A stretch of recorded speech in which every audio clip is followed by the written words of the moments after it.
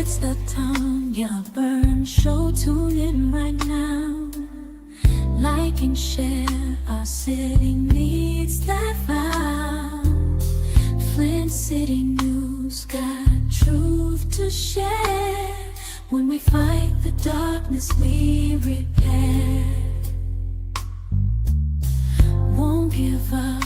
We're standing tall and proud. Voices rising strong, no longer shrouded.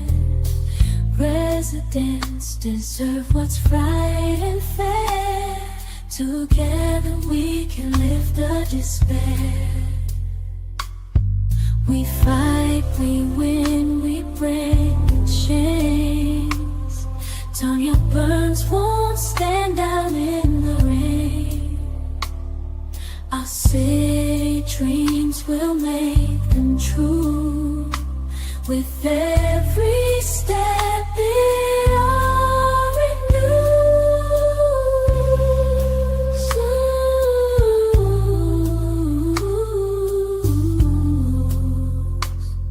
In a step it all renews.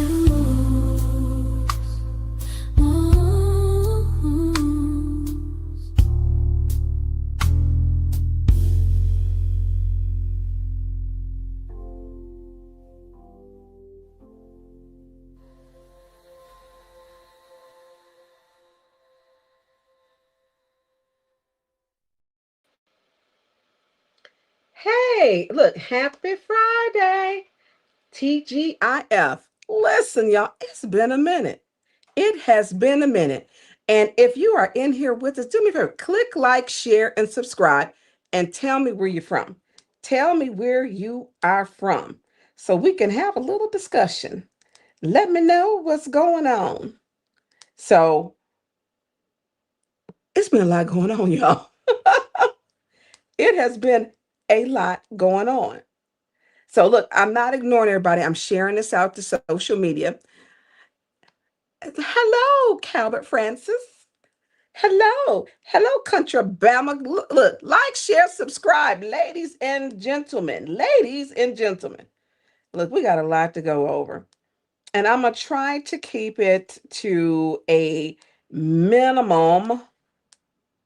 I don't know what that really means. But y'all, how y'all doing? I can't see, I got to use another device. Jonathan has to get me together on some things. We got a lot of things that are coming up. Um, is this the one that I want to do? I think that's the one that I want to do. Um, that we're going to cover. We're going to cover a lot of things. And I can't look at the what's today, but look, do me a favor, click like, share, and subscribe. Click. Oh man. That wasn't supposed to do that. Click like, share, and subscribe. Listen, I want to say thank you, first of all, to my moderators, Patrick Jean and Sheena Beckton. They are in here to make sure that we are able, look, we enjoy dialogue, respectful dialogue. Everyone is not going to agree with me, and I know I am not for everybody, nor my views, and I am perfectly fine with that. So what we're going to do is behave like grown adults. And there we go. And we're going to enjoy ourselves. So I haven't been on. There's a lot of things that are going on, and my time just does not permit, unfortunately, to come on as much as I would like to. But I am trying to make sure that I make like some scheduling to come on. So okay, now I'm done with that. So oh, that's Facebook. I need to be on the other side. So listen, thank y'all for joining. And let me send some love out. I think the kids taught me, is this the other love? Is that the one? I'm about to mess up the stuff that they taught me. That's what I'm about to do. And shout out to all the graduates, and shout out to our young teens and our children, because we're going to talk about some things. And shout out to Miss Parks, Crystal Parks at International Academy. I'm going to send her a heart because she invited me to come to her school. And I appreciate that. And so, now this is trying to do too much. So I appreciate that. I enjoyed it. I enjoyed it. And one of the things where I remember I asked the question to the children, the young folks, because that's what they are. How many of you have been or have a friend who has been a victim of gun violence? Almost every hand in that classroom was a relative, a parent, a friend, or cousin. So, yeah. So I'm gonna go through now I gotta do it this way, yeah, because they gotta get me together. So listen, I'm gonna go through my list, and if I miss your name, I have to do Facebook too. It's gonna take me 2 times to do this, and we are not gonna be on all night. We are not. We are not. So as far as it'll let me go, hey Philip, hey Beverly, and Beverly, I don't want to hear you say I fell asleep, but I woke back up and she was still talking. She tell everybody that story. And I also want to say thank you to my producer who's behind everything, who does a lot of the stuff. Look, I can't do. Thank you to Jonathan and my creative team, which is Sheena and Jonathan. Jonathan, and look, y'all, at some point, look, I need y'all to, do some likes and then, donate to Cash App, J Eaton Media. Look, we need your help. He does this. You can please kindly donate to Cash App J Eaton Media. J Eaton Media. And so he is the person behind the scene because we got a lot. He creates all those shorts. Y'all know I can't do that. You know I don't have that talent. He is the creator behind all of that to watch through the material, and he brings everything to you. I do not receive any money for any of this. I do not. I do it to create transparency because I believe that in good governance that we should be transparent. I do. And I have stood on that. So Randall McGee, hey, Calvert France, I said hey to you. And then Jeremy, hello. Denise Cousins, good evening, good evening. Debbie Clark, what's up? Um, Listen, good, I like it. Gutter Black, what's going on? I just like saying that. David Barry in Orlando. How is your weather in Orlando? Okay. Yep, it's me from the planet Earth. I like that. I like that. um, Let me see who else is in here. Da, da, da. Skeptical JP Sick. What is going on? What is going on? Tasha Lynn. Hey, Tasha. Lee Williams, Mississippi. I remember we say in my crooked letter, I, humpback, humpback. That's how I learned how to spell Mississippi back in the day. Okay. Literally. Hey, Kawana Mac, how you doing? And look, and then I'm gonna switch over to the other one, which is on this phone is on life support, y'all. Honest to God, it is. I don't see okay, I don't have that one. So we're gonna stick with the face with the what's the name. So listen, it is, oh, that should not be on that. See, that's when you're doing too much. So listen, click like, share if you're coming in. Even if you're not for us, still look, give us a like. Give us a like.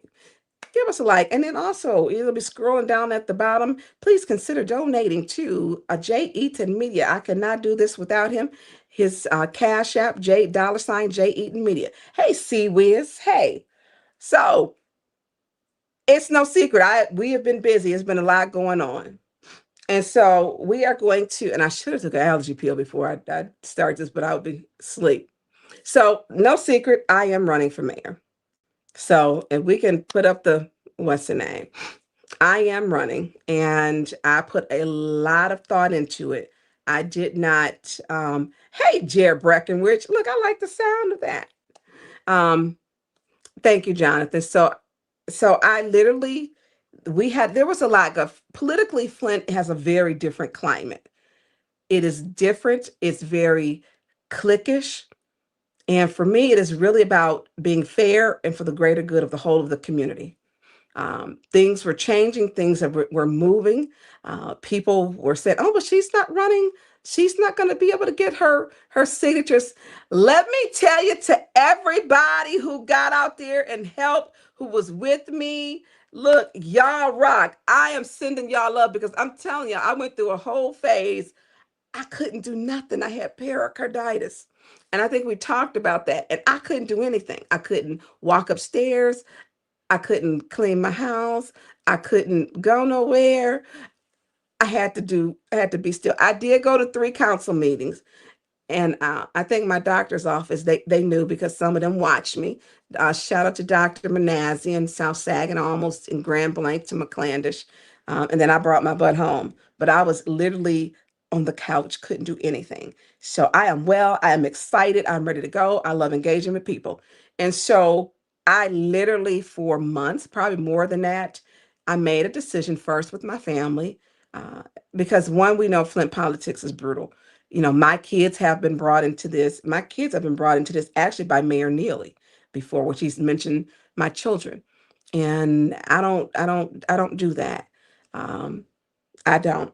Um, I made a decision to do it with the community and all of you who have been supporting me. I thank you for your support. If I did not feel that we had a fair chance or chance of winning, I would not run. I wouldn't waste anybody's time. I know that we need change. I know that Flint has issues. And y'all know me, I love a plan. I love a plan. And so I have a 100-day plan. I have a comprehensive public safety plan. I have a plan. And in my first 100 days, we're not looking for talent because we got the team ready to work. We're hitting the ground running, working day one, working day one. And that's the difference. Because a lot of people say, oh, I want to run, but you don't understand.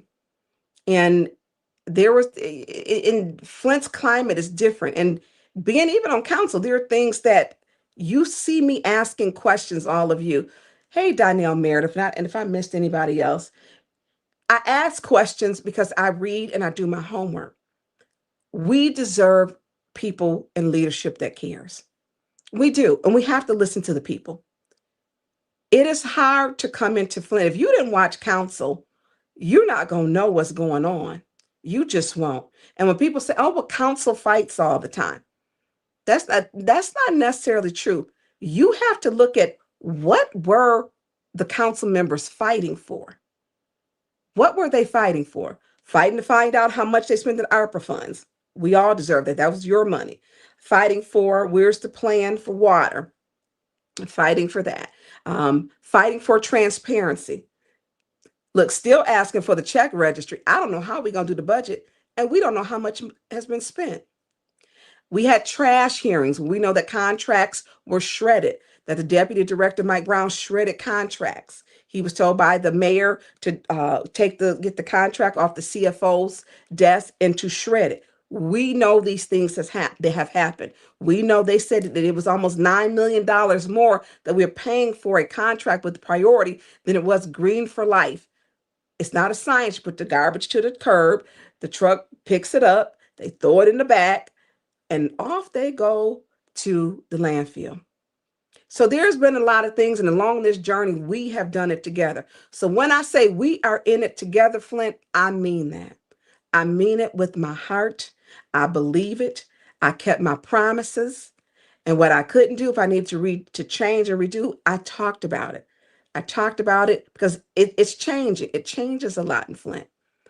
And so when we talk about we had a lot of people running. I think there were like 9 people were running for mayor at first.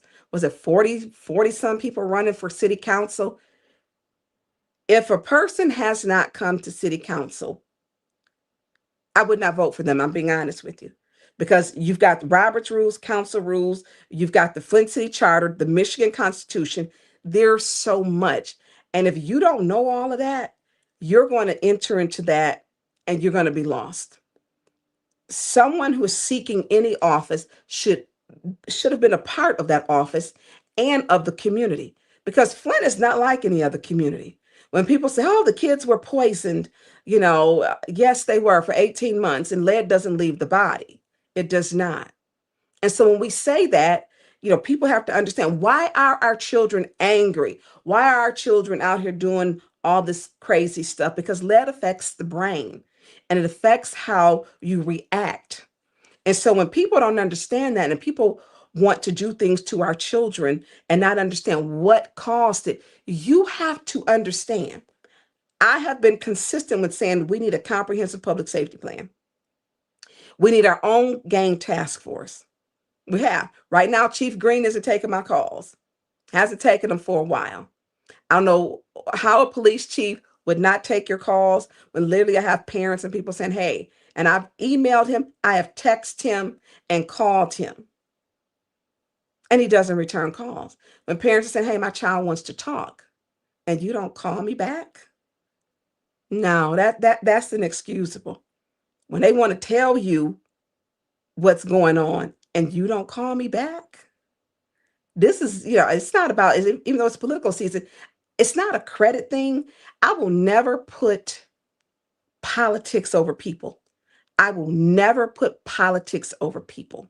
I won't do that because people matter. I do want to say thank you to, because we talk about politics over people. Um, I want to say thank you to um, people who have come, and people don't know this. Just this year, I've had to go to ask for families to be buried. So I want to, and because families could not, some have and some haven't, and who needed some resources. I want to say thank you to everyone for the two. One was Ashley Williams, who lost her life, and she was pregnant.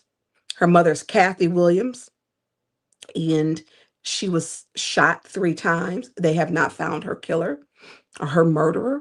And she was pregnant. They delivered the baby. The baby lived for 2 days. They named the baby Isaiah.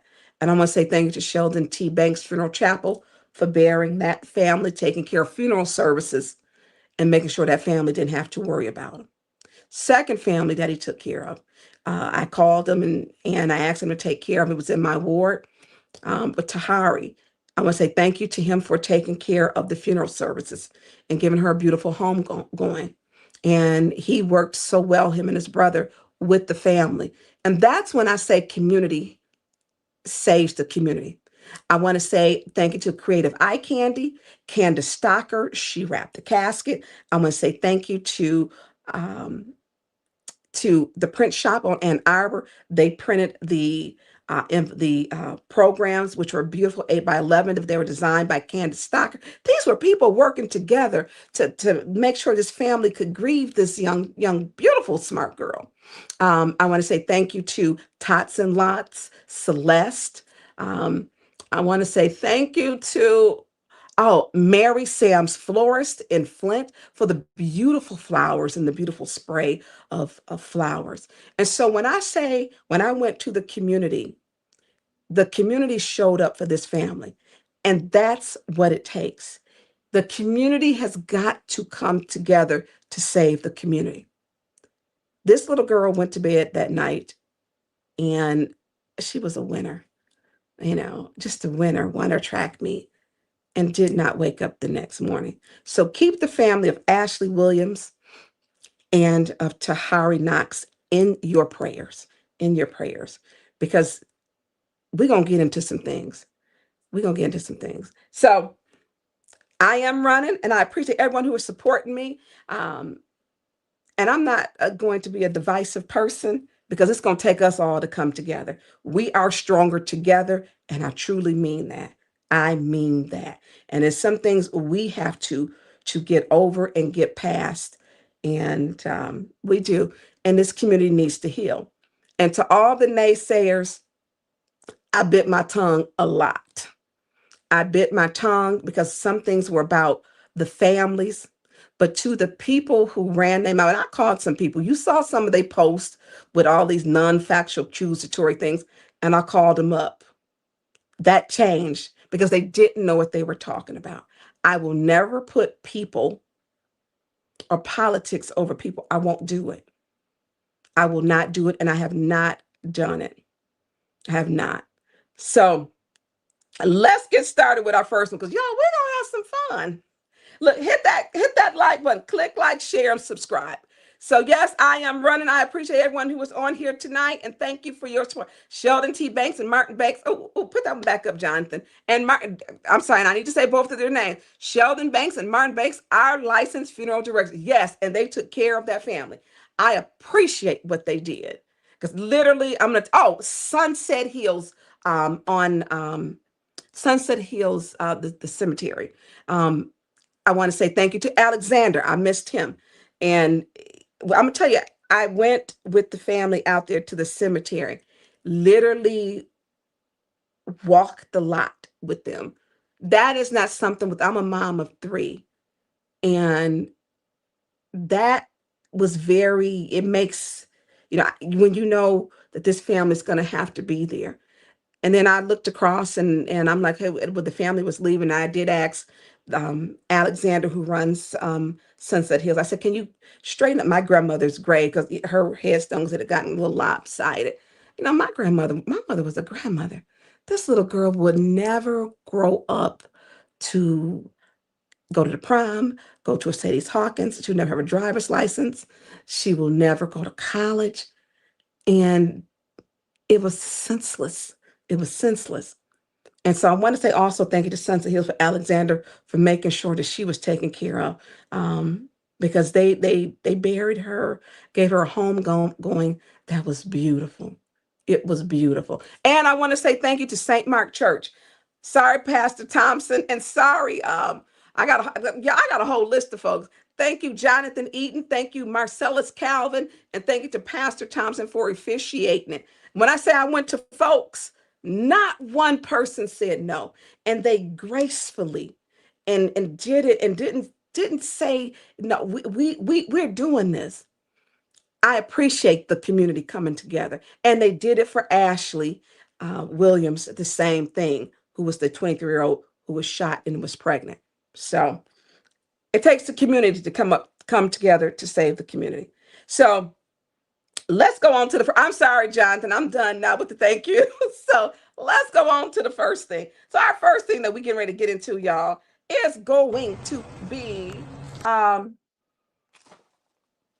this is the 6th ward now goes to effectively, technically 2026, it goes to Miller Road. But since 2022, I've been really covering from like Welch Boulevard down to DuPont to Miller Road. So if you call, I don't care where you're in the city, I'm going to take your call. So Kevin Farley made a video. I think it was Adam did the video, and they sent the video, posted on Kevin's page. And this has been a problem. Now, y'all remember that camper with a guy, he was so nice, and he was stripping the camper and told me he wasn't stripping the camper. This is right around the corner. And you remember that we were pulling out stuff, car parts out of Zimmerman. And maybe if y'all remember, it was a house where the guy had taken, his blight was cleaning it out. They had taken car jumper cables, put them to the power pole, carried them to the house to hot wire power to the house. Yes, this is things that have happened. It has happened several times. One house I know burnt down literally to the ground. But this one did not, and this isn't that house, but this is the same area where we have caught constantly, along with Michael Kraft, and he has a drone, and on his page, he'll put up the drones, and you'll see, so we're going to watch this video because we get a lot of times we call, and I have complained and said, hey, we have a problem. There's no plan for this area. So let's play this, please.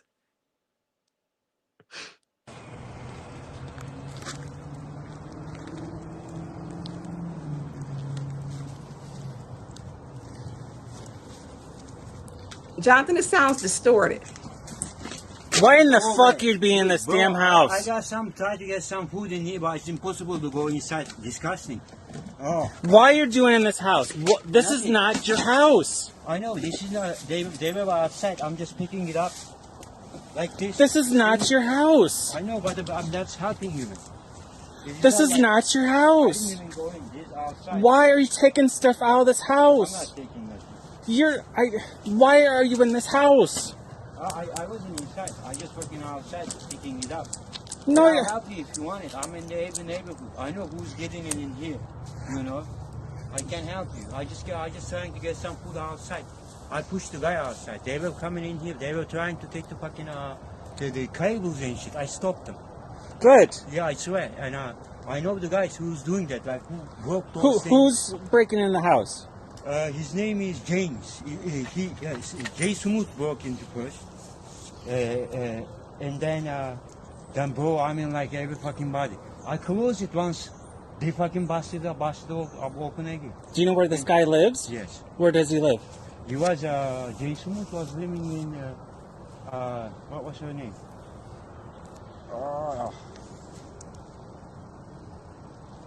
Swayze, the blue house. Swayze, there is a girl. She is like cooperating everything. Everyone takes whatever they got to her, and she pays some fucking dope, whatever money. And her name is Jessica. All right, thank you. My name is Sage. I Nice. didn't break anything. I'm just taking like outside because they see it, they come, and I was going to block it like all the way up. Okay. Okay, and you will see me around. Like I ain't no thief, you know. Okay. I don't like that shit either. But they will see so far. I was even going to go where they will gonna put a plywood in here. Yeah. You want me to do that? Is Yes, it your please. house? Was it your? I mean, is it something? It was my neighbor's house. Oh, okay, good. She's in. You live right at the back, yeah? Huh? You live right behind, yeah? No, I live around the area. Oh, okay. I thought there was a gentleman who's right behind that house. I thought it was you. All right. But yeah, man. I mean. Yep. Board it up so they don't get in there. All right. Thank you very much. No problem.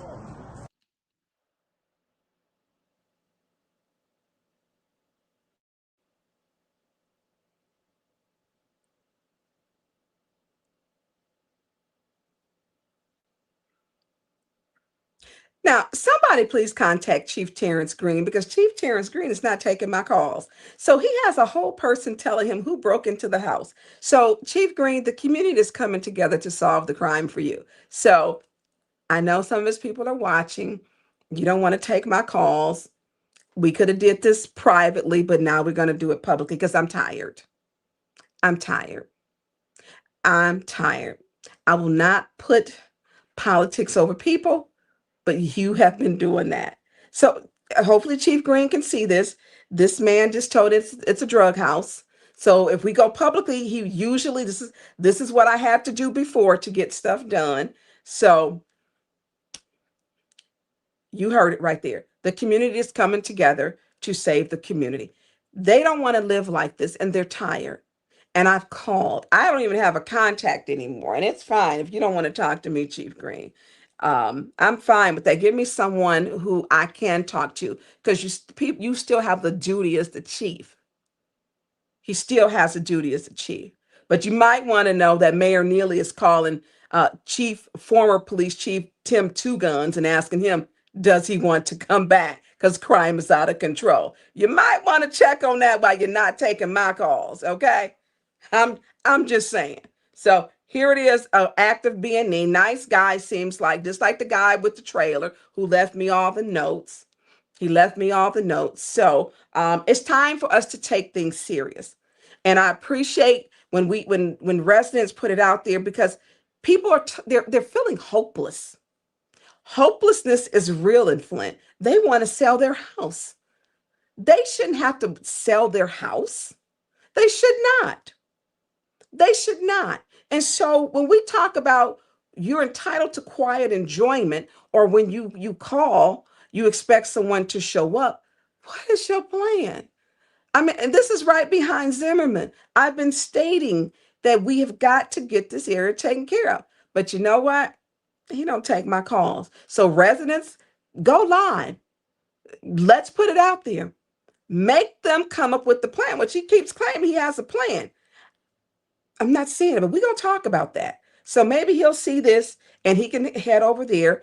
They told him where the dope house is at. They told him where everything's at and who's doing it and so on. So maybe what he can do is we can talk about it publicly since privately did not work. This is about people's lives.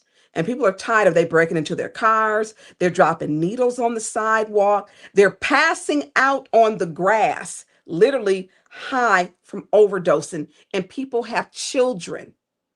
So when you walk your child down the street, you got to make sure you're riding their bike on the sidewalk. It's drug paraphernalia. People don't deserve to look like to live like this. They don't. And they're asking for help. They're asking. And so when you don't have direction, I don't know. Maybe former Chief Tim Johnson Two Guns can take care of it since he's calling them up. I don't know. So, anyways, that was interesting. And Chief Johnson, if you listen, how you doing? We had some interesting conversations. So we're gonna go on to the next one. So he can learn about crime via social media, because social media is sharing it.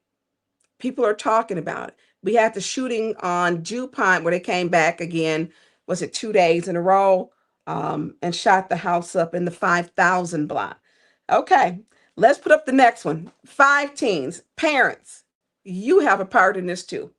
So last week, 5 teens between the ages of 12 and 15 years old were driving around Flint with alcohol, guns, and marijuana vapes. They were pulled over by the police. 5 hours later, no parents had picked up their children. So here's my thing. If we picking you up around 9 o'clock, pulled over, and it's 2 o'clock in the morning, and you still haven't picked up your child, 12 and 15, one child, I believe, had a prior, you had a gun. Parents, you got five young people between 12, oldest is 15. Nobody had a driver's license. Nobody was old enough to even have a driver's license. Why is your 12-year-old riding around Flint? 5 of them, two 15-year-olds, and they were all between 12 and 15. And then the parents just leave them there. These young people don't fear anything. And these parents, you stop being their friends. They need parenting. They need structure. They need boundaries. Stop being their friends, because you're not helping them. These kids need boundaries. Why is your child, 5 of them, riding around? Guns, marijuana, getting high, and alcohol. We cannot blame the police for everything. This is a parenting problem. This is not a police issue. This is a bad parenting. Each of those children were born to 2 parents, a man and a woman. So you got 10 adults that have 12 to 15-year-olds, because the 12-year-olds not even teens yet, riding around with no driver's license, alcohol, living their best life. This is not a police. This is a parenting problem. Parents, I don't know where they lost it and the structure. They have to be held responsible. Philip, and then who are these, and who are they? Who is selling these things? That's a good question. Who's selling the guns? Because guns here are, we know they have straw guns and what they call ghost guns. Straw guns are guns that they put together, that are bought overseas, and they put them together. We know they have those, the guns with the clips or the bleak, whatever they call them, to where you can put, bullets into a home, hundreds of bullets, those illegal clips. And so we have to start when we say the community. And so we all know the ones who, those are such and such kids. We got to start coming together as a family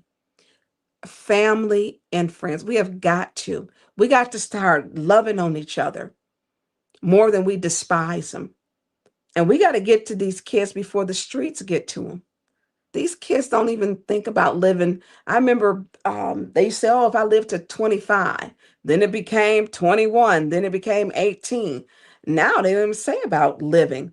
It's almost like they skip that. If your teen, your child is riding around and you don't know where they at and they outside your house, the parents need to be arrested. Your child is here and we coming to get you too. Because what they become is a menace to society. And they need parenting classes. Somewhere along the way, the parents did not, I don't know what generation it missed, but your teens should not be out being a menace to society. Why are you riding around drinking with no driver's license, with alcohol, smoking marijuana, with a gun? With a gun. So we need help. We need parenting.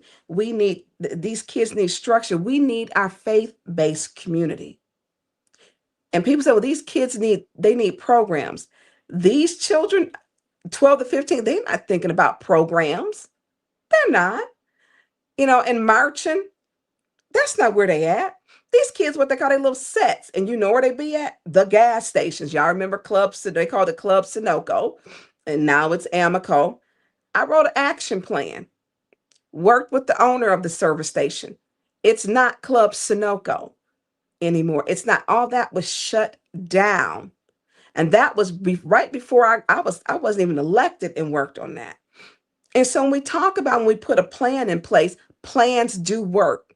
There's intervention, prevention, there's education. There are things we can do, but nothing is being done now, not to the degree that we know that it should be done. Sunoco, we don't have those problems. Or a 3-point action plan, and it worked. Worked with the owner and followed up. And we don't have that problem. But where are these kids at? We know that they're on Coldwater Road. Is it Coldwater? No, Carpenter Road in Saginaw Street. This is their little sets. You see the videos. They hang out at the gas stations, the other ones.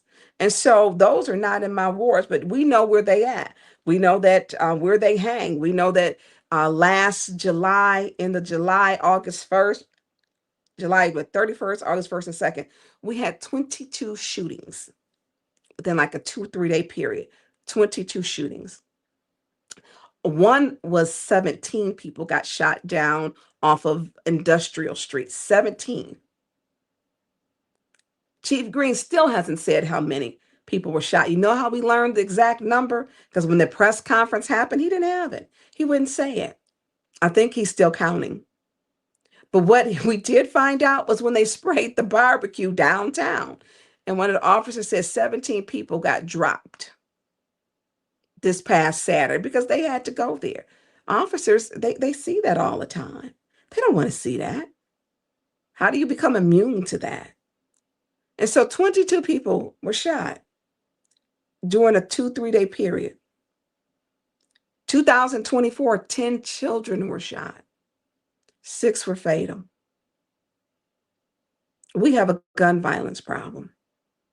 You can't fix what you're not even willing to talk about or mention. You will not hear Mayor Neely talk about any of this. And that's why he's not fixing any of it. He can't talk about it. Therefore, he's not going to fix any of it. Not at all. And it doesn't exist to him. So if your child is riding around, you'll know where they at. Parents, shame on you. Get yourself together. You should not be allowing your child to be a menace to society. Yes, there needs to be structure. We also have to work with the schools. Working with the schools, and what people have to understand with Flint students, you have got about 15,000 children, I believe is the estimate, that are children in Flint. About 2,700 go to Flint schools that live in Flint. The other 12,000 go to another school that's not in Flint, which would be Hamady, Carmen, Grand Blanc, International Academy. They go to a charter school. And so Flint has been facing a very difficult time with getting students to be in their school system. But we have to work with all of them because those kids still live here. And the big thing that's going on, these kids don't respect anything. They don't respect. And you have to treat that. You have to deal with it. I don't know how many times I said when my mother, she was like, who are you talking to? The wall. I talked to the wall so many times. I knew better. And my other one, who are you talking to? Nobody. Those were real answers, okay? Because you knew better. And let my daddy have to leave General Motors to come off that line if we had cut up in school. Oh, please. Oh, no. No, no, no, no, no. There were consequences and there were expectations. But we also have to learn how do we deal with our children were poisoned. And we have to talk about it. Not talking about it has not solved it. Gunshots goes into 911 center every single day with the call that there were gunshots every single day. And I'm telling you because I sat there with the little thing over my head in the 911 center. And I'm telling you, every single day. Someone's calling sound of gunshots every single day that they hear gunshots. So I just want to keep that. We cannot fix what we are not willing to acknowledge. And you will never hear Mayor Neely say, we have a gun violence problem. Our children are being killed. Because one thing he said, he is never wrong. You are wrong about this one because you need to be speaking up about it. We have funds. We have ARPA funds. We have got opioid funds. We need, and these kids are selling drugs and they scam and they say with credit cards. We need to find out what they're doing, the parents and the kids, and we have to deal with it. And we got to work with the schools. We have to. I got a plan. So if your 12 or 15-year-old is being a menace to society, get your children. Get your children. Also, if anyone wants free therapy, give me a call. If your teen is in trouble, your child needs therapy, I have had people reach out and we will get you free therapy service. And parents, if you need therapy, and therapy is a beautiful thing. It is Mental Health Month. We will absolutely make sure you get the mental health therapy that you need, because good mental health means a good life for you, and it creates a balance. It creates balance. So if you need free therapy, inbox me, and I will make sure I connect you with free therapy services. Or if you have a child that you feel is at risk and you need help getting that child out, your child needs a mentor, inbox me. I do want to send a shout out to Minister Brother LaRon, because he has been through this process also, and he is off with the Nation of Islam to mentor young boys. So it's some great people. I said the community coming together. The community has been coming together. So let's go on to the next one. This one goes back about a year, and this is with ABC 12. And Lord knows we've had more shootings than we should have ever had. One is too many.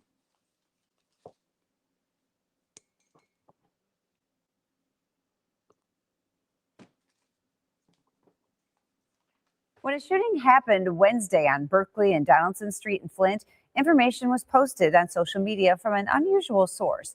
Councilwoman Tonya Burns was the author. It's not the first time she's used social media to speak out against gun violence. The crime happened in her ward. She says she wants everyone to know what's happening and what she says needs to change in Flint. ABC 12's Tonya Jordan has our story.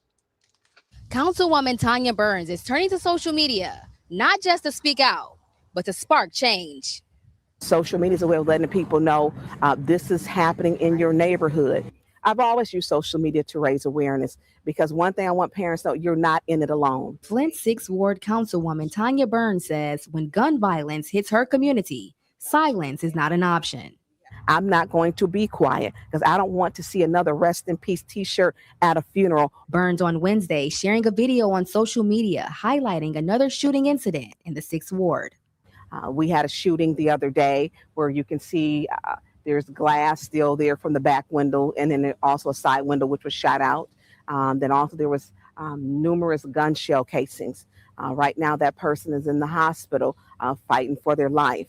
According to Burns, the shootings are a result of retaliatory youth gang violence. 10 children were shot last year. Some were fatal. For me, it is getting the word out, making sure that we make our policing agencies, the Flint Police, the Genesee County Sheriff, and also our Michigan State Police, that we're watching, and that our kids are important. And we need action. We need action. She says she wants to create a comprehensive public safety plan with a gang task force, specifically for Flint.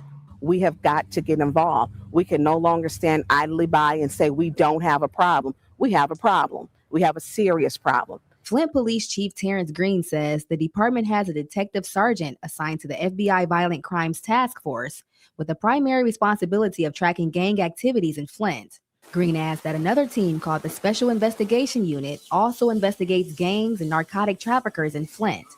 Burns says the Flint City Council voted to add job incentives so more people apply to the city's police department to help combat some of the violence. There's a signing bonus if you sign on. We need more community policing. And so they're hiring. We need good people who care, who have a heart for the city of Flint, who want to be a part of a success. She says the 6th Ward has positive things happening, like Berkeley Square and Orchard Grove, which will provide 10 homes for military veterans. We also have Longfellow that they will be acquiring that property, an old school, and renovating it to have storefronts along with housing. But Burns says you can't shine a light on the good and ignore the bad. She says youth gun violence is not just happening in the city of Flint. It is increasing across the country. Burns says fixing the issue, however, starts at home. It's an epidemic of gun violence here in our city, and we need to make sure we're getting involved to get it taken care of. Burns says the goal is not just to post on social media, it's to connect with residents, keep the conversation going, and demand action. In Flint, Tonya Jordan, ABC 12 News. Thanks, Tonya.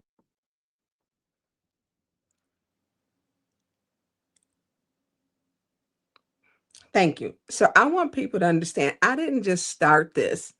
I did not. I have a comprehensive public safety plan. I will, if elected, display it fully. We know that we have what we call plagiarism pirates. We know that we have them. I've done my research for the past actually 6 years. And so I will not be putting my full plan out there so the plagiarism pirates can make it their own. I know how Flint politics works.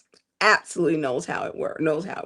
Day one, it will not just be revealed, it will be put into action. It will be put into action because we have got to make a change. So I mean, and I'm gonna tell you, there's so many times I've dealt with shootings, not just in my neighborhoods, but throughout the entire city of Flint, throughout the city of Flint. And it's happened way too much. And you can hear, the sirens, how fast they're going. Okay, they're going whoosh, whoosh, whoosh. You can hear them on your street. Okay, well, that one is serious. You hear the helicopters. Those things and the gunshots have become our soundscape norm. It's normal for us, but it's not normal. We have normalized gunshots and gun scenes and shell casings. It's not normal. This doesn't happen in Fenton. It doesn't happen in Burton at the degree. It doesn't happen in Flushing. It doesn't happen in Grand Blanc. This is not normal. It's not normal. So I didn't just start talking about and bringing awareness. I have met before and sat down with Chief Green. I have sat down and we worked on some things. He never implemented them. And that was in January 2022. He never implemented them. We were on the same page. He never implemented them. I still have my notes from it. Never implemented them. I will say he does not, because I'm going to be fair, he does not take children being shot or killed easily. He does not. He does not. And I will say that each shooting death does affect him. I will say that. I know it. But now he's not talking to me. So it's politics over people. And we have not consistently, because I have consistently said, let's raise the bar. Because our kids aren't like, normal. Our kids are poisoned. And when people don't understand, when they want to put punishments on them, or, we have to first say, our kids were poisoned. How do we correct that? How do we get them to be in a normal capacity? Do these children have IEPs? We have to evaluate these children, and children in poverty. Their lives are different. When you wake up and you're hungry and you don't have water, you don't have food, you hear your mother or your grandmother or both your parents are incarcerated and you living with a family member. And these are how some of these children are living. Or you're homeless or unhoused. And unhoused and being homeless can mean you living from house to house, couch to couch. So homelessness looks in many different ways. And these kids don't have a foundation. They're like, well, the world isn't loving me. I'm not going to love the world back. And we got to start looking at that and saying, we, let me say this, a child that commits a heinous crime, people say, oh, well, that child is a monster. Where did we fail, or where was that child failed? We got to go back to where was that child failed. Were they born to a parent that was on drugs or alcohol? Were their parents incarcerated? Was it poverty? Was the mental health issue? We have to look at all things. Well, did the school catch it? Did they get wraparound services? Where were these children failed? Because it's way too many in our community. But what we do know is Flint kids were born into a water crisis.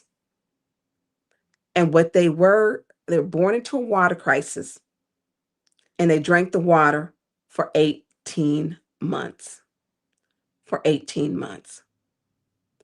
And so we have to understand that part. So, all right. So I want people who, the ones who have the audacity to say, oh, she's out here chasing. I'm not chasing. Listen, I don't want to go deal with any family necessarily. And I'm going to be honest with you, who has had a child or their house shot up. But sometimes, not sometimes, it's my responsibility to be there for my residents. And I'm going to show up and I'm going to be there for my residents because that was the oath that I took. I've had to call, I remember, and more than one time, she was the Michigan State Police Post Commander. And during this time, Chief Green wasn't taking my calls. And there was a house on Thomas Street. And the house had been shot up 3 times. And the call I got was, oh God, what time was it? 1:00 in the morning. And I called because I couldn't get anyone there. And the mom had called because there was 2 prior shootings. And she had 4 children, 3 girls that slept upstairs and a 5-year-old that slept in the back bedroom. And she called me just screaming. And I went right over, less than 2 minutes away. And I get over there and I'm literally looking at, they were lucky nobody was hit.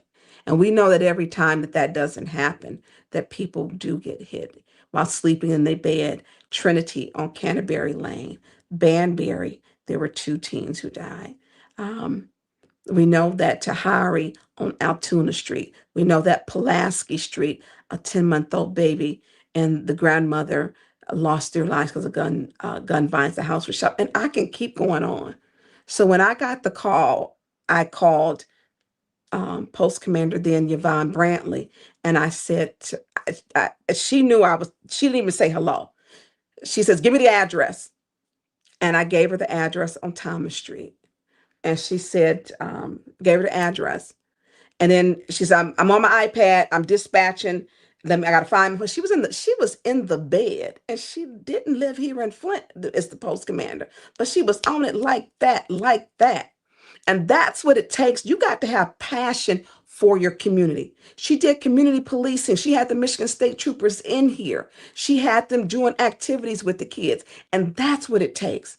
And so it takes all of the agencies. And let me be clear, not just Flint, the Sheriff's Department, and Michigan State Police. And if we have something that's serious, then we need our other agencies, but not just policing. These kids need some therapy. So I'm on the phone. She's on her iPad and she's texting or whatever, because you can text on your iPad. And she found her other phone, made the call. When I say within 2-3 minutes, they had Thomas Street locked down with the canine dog. 4 teens walked up to the house from down the street, stood in front of the house, and shot the house up. The mom's bedroom was in the front. She was lucky she didn't get shot. She was lucky. The bullets went about that much above the 5-year-old's head. And I used to carry teddy bears around. I have 1 teddy bear left in my car, and it was a police officer teddy bear. And I sent I gave it to the little boy. It was brand new.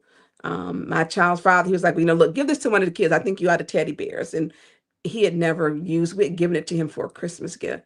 And he said, no, give this to one of the kids, and that was the last teddy bear that I had. And he just hugged onto that teddy bear. Their house had just got shot up. I think I still got a picture of that if I find it someplace. And when you look at the trauma, you sleep in your little Spider-Man bed and someone is shooting up your house. The mom ended up moving back, never went back to the house. It was shot up 3 times. And we know that they don't care who's in the house. They were looking for her brother who wasn't living there. And they don't care. They don't care if it's your granny, if it's your grandpa, if it's your auntie or auntie. They don't care. When they say we coming back, we coming back. I had a friend call me, was it about, maybe 4 weeks ago, 5 weeks ago. And she says, hey, she says, Tonya Burns. And why, I don't know why people call me by my first name and last name. And she says, Tonya Burns, they over here shooting, they over here shooting. I said, where? And it was off of East Hampton on Fenwick Circle. 3 days in a row, 1, 2, 3, they came up, shot the house up. Took a day off, came back and shot the house up. So within within a week, they've shot the house up 4 times. 4 times. And so when we say, and I've been saying, we got a gang violence problem. We got a problem with the youth. And it's a serious problem because they're angry.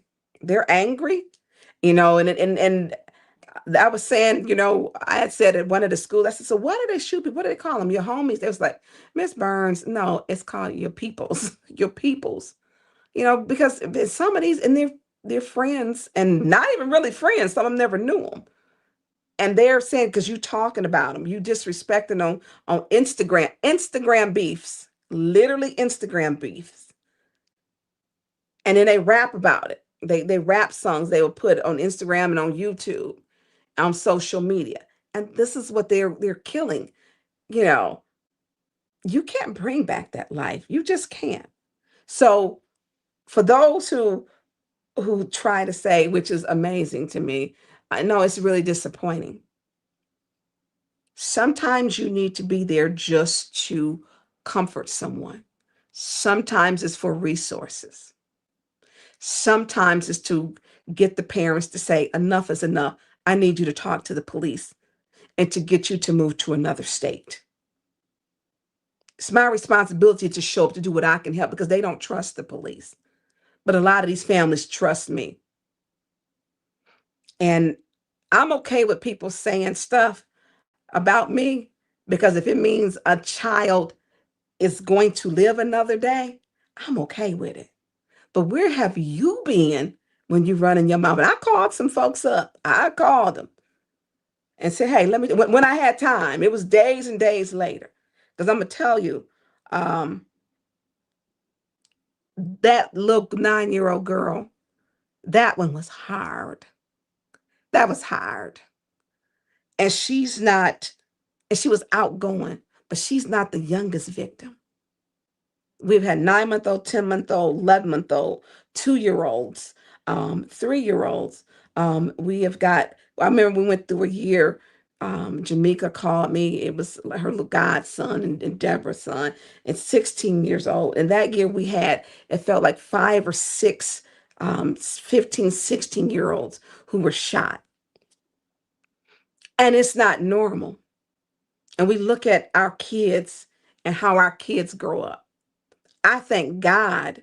I'm really thankful that God allowed me to not worry about my children so that I can help take care of my community and the kids in my community and to fight for them. I don't have to worry about my kids. And I'm thankful for that because I worry about the kids in my Flint community. Flint community kids, I worry about them. I worry about them. I pray for them. I pray for them every day. I pray for the parents. I pray for a different circumstance. I even pray for the people who say I should stop. And what I say is, you stop the shootings, I don't have to show up. I don't have to show up to comfort these families and to get them to talk. I've had gang members in the Genesee County jail together, where I had to meet parents, and the parents are like, well, and they're rivals. And I'm like, this is not going to work. I need, can we do something? And working with and speak, I have a great relationship with the undersheriff, Mike Takarchik, because Lord knows they kept arresting everybody in city council chambers for years. And working with the other agencies. We have to work with our other agencies. Flint's not going to come back the way it should until we solve crime, until we start to really reduce it. They're shooting on DuPont. They said the police never showed up. That is bullet holes all over that house. Hey, Carl Lewis, how you doing? He said the police back in the day, Mitch, they dealt with the youth and played for you absolutely. And let me tell you something. Okay, I'm gonna tell on them. A lot of them still, some of them, you had some of them officers. And I remember my son's father. He said, Tonya, I was tired of them. He said they kept cutting up. I got there because we want a sergeant on duty. He got there. He said, look, I'm arrest every damn body. I said, wait a minute. What? He said, I arrested grandmama. I arrested the dog. I arrested the kids, put them in juvenile. He said, after we did that, we didn't have no problems. He said, because all they wanted to do was, he said, no, once they understood that we meant business, and this is Flint Police, we didn't have no problems. Didn't have any. And so that's where the community, start, you coming together. We have to hold people accountable too. We have to. And that's the part where, and I'm going to tell you with my nieces and nephews, I don't play with them. I used to tell my kids, don't worry about the police. You going, get caught shoplifting if you want to. Don't worry about the police. Worry about Tonya Burns coming to get you, because that ride home is not going to be a nice one. Don't worry. Don't worry about that. So I want to say this. It's not just about, and people say, we walk and we march enough. And I agree. We got to do something different. We have to go to these kids. We know where they're at night because they on social media telling everybody, yeah, I'm out here, and you'll see them with their guns. I've seen them. They out there, they'll shoot their little guns off. The girls fight, and the girls are violent now. I remember a 5-year-old on Prospect got shot. Imagine him starting kindergarten, and he the only kindergartner that had taken a bullet. His mother had gotten shot too.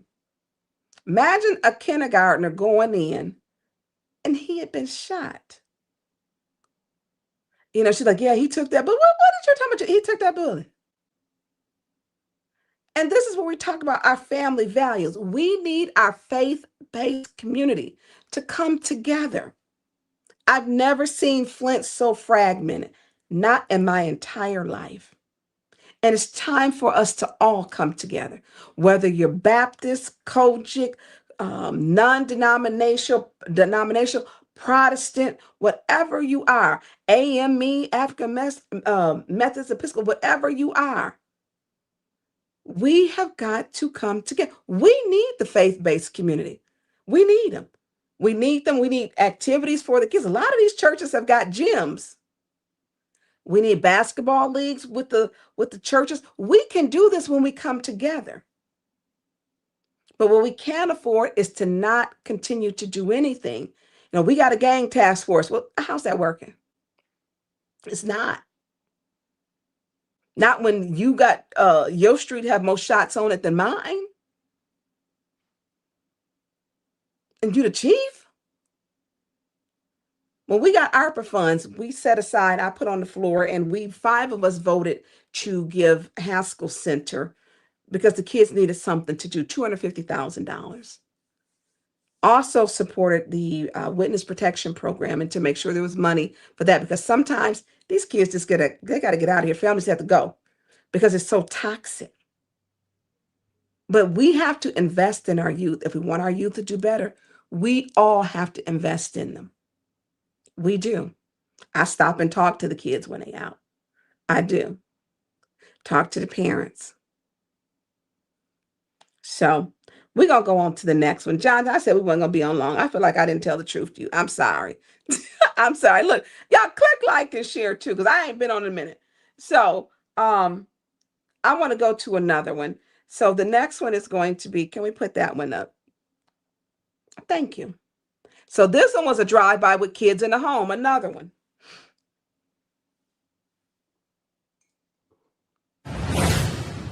In our top story tonight, already this summer, we've seen gun violence cut young lives short in Flint. Last week, 2 teens were killed in one shooting on Banbury Place. That was last Wednesday. And you're looking at scene video right here from a 23-year-old where he was killed in a separate shooting on Pearson Road on Friday. Also, a family is reeling after a drive-by shooting that happened June 23rd. In that case, the bullets went through the home on Flint's north side, but didn't hit anyone. So far, no arrests have been made. The family has turned over all security cam video to the Flint Police Department, and investigators came out and collected shell casings from the road. But this mother says she can't get any updates from police. She wants to make sure this never happens to them or anyone else in the city. I'm a registered respiratory therapist, so I see this stuff come in her. I've seen kids come in her. And I don't want to be in that position. Tamara Smith lives on Flint's north side. This is ring camera video taken just before 12:30 a.m. on June 23rd. Gunshots hitting the home she shares with her children. Her son called her that night while she was at work. He called me crying, and I'm like, what's wrong? He's like, I need you to come home. And I'm like, what's going on? They shooting at the house. And I said, okay. I called Maya, and then that's when she told me what was going on. And I just left.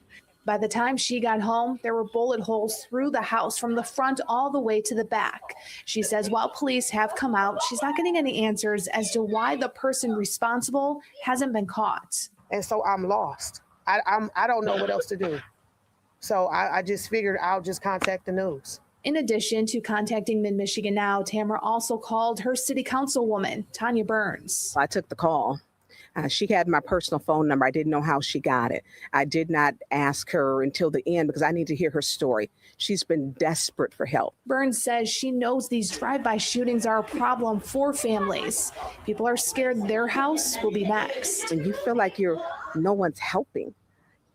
You know, and the gun violence, just this last week, we have a gun violence, we have a public safety problem. Before the summer started, Mayor Sheldon Neely held a press conference announcing this will be a clean and safe summer. But Burns tells me more needs to be done to ensure the safety parts. We need a public safety plan. We need a comprehensive public safety plan. When people are able to shoot into 2 homes within 8 minutes apart, 12:22 a.m. and 12:30 a.m., and this lawless person is still out there, riding around, still doing drive-bys, posting on social media. We have a problem. They identified and there's a video. Nobody should ever have to bury their child, especially if they're trying to prevent it.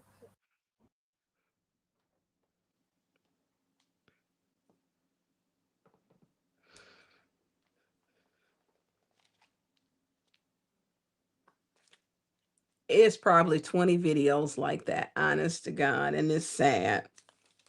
And so she called me. She was like, I'm not getting any help. And the bullets went from the front of her house to the back of her house where her children, that was their playroom. She did get a call. She got desperate because the person kept driving by and threatening and posting on social media. And Tammy went to the mayor's house asking for help, left the message on the Ring doorbell.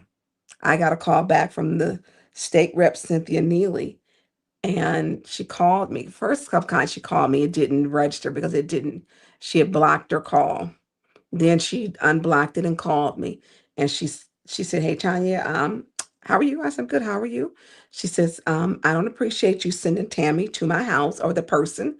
I said, well, I didn't send her to your house. She says, well, yes, you did. She said it on my Ring doorbell. I said, well, play the Ring doorbell. I said, well, Tammy, I said, hold on, let me get Tammy on the line. And so because Tammy was like, I don't want them to kill my family. That was the message. The message was, I need your help. If somebody is coming to your door saying, I need your help, you're in public office. We serve the public. She left the message she needed her help and left her number. You don't threaten nobody with leaving your name and your number. She wasn't getting any help. This was a mom, single mom, working, desperate for help. Her house had been shot up. So I got Tammy on the line. I said, Tammy, I said, this is State Rep Cynthia Neal. She's on the line. And she told her, she says, well, you should not be coming over my house. She says, ma'am, I came to your house because I needed help. She says, well, you don't come to my house. And if you come to my house again, it's going to be a problem. I've already contacted the Michigan State Police. Tammy said, well, good. Then maybe they will do something then because no one here is doing anything. I said, Tammy, can you tell her how you got her address? She says, ma'am, I Googled you. So she called me thinking I gave, no, she Googled her. She Googled her.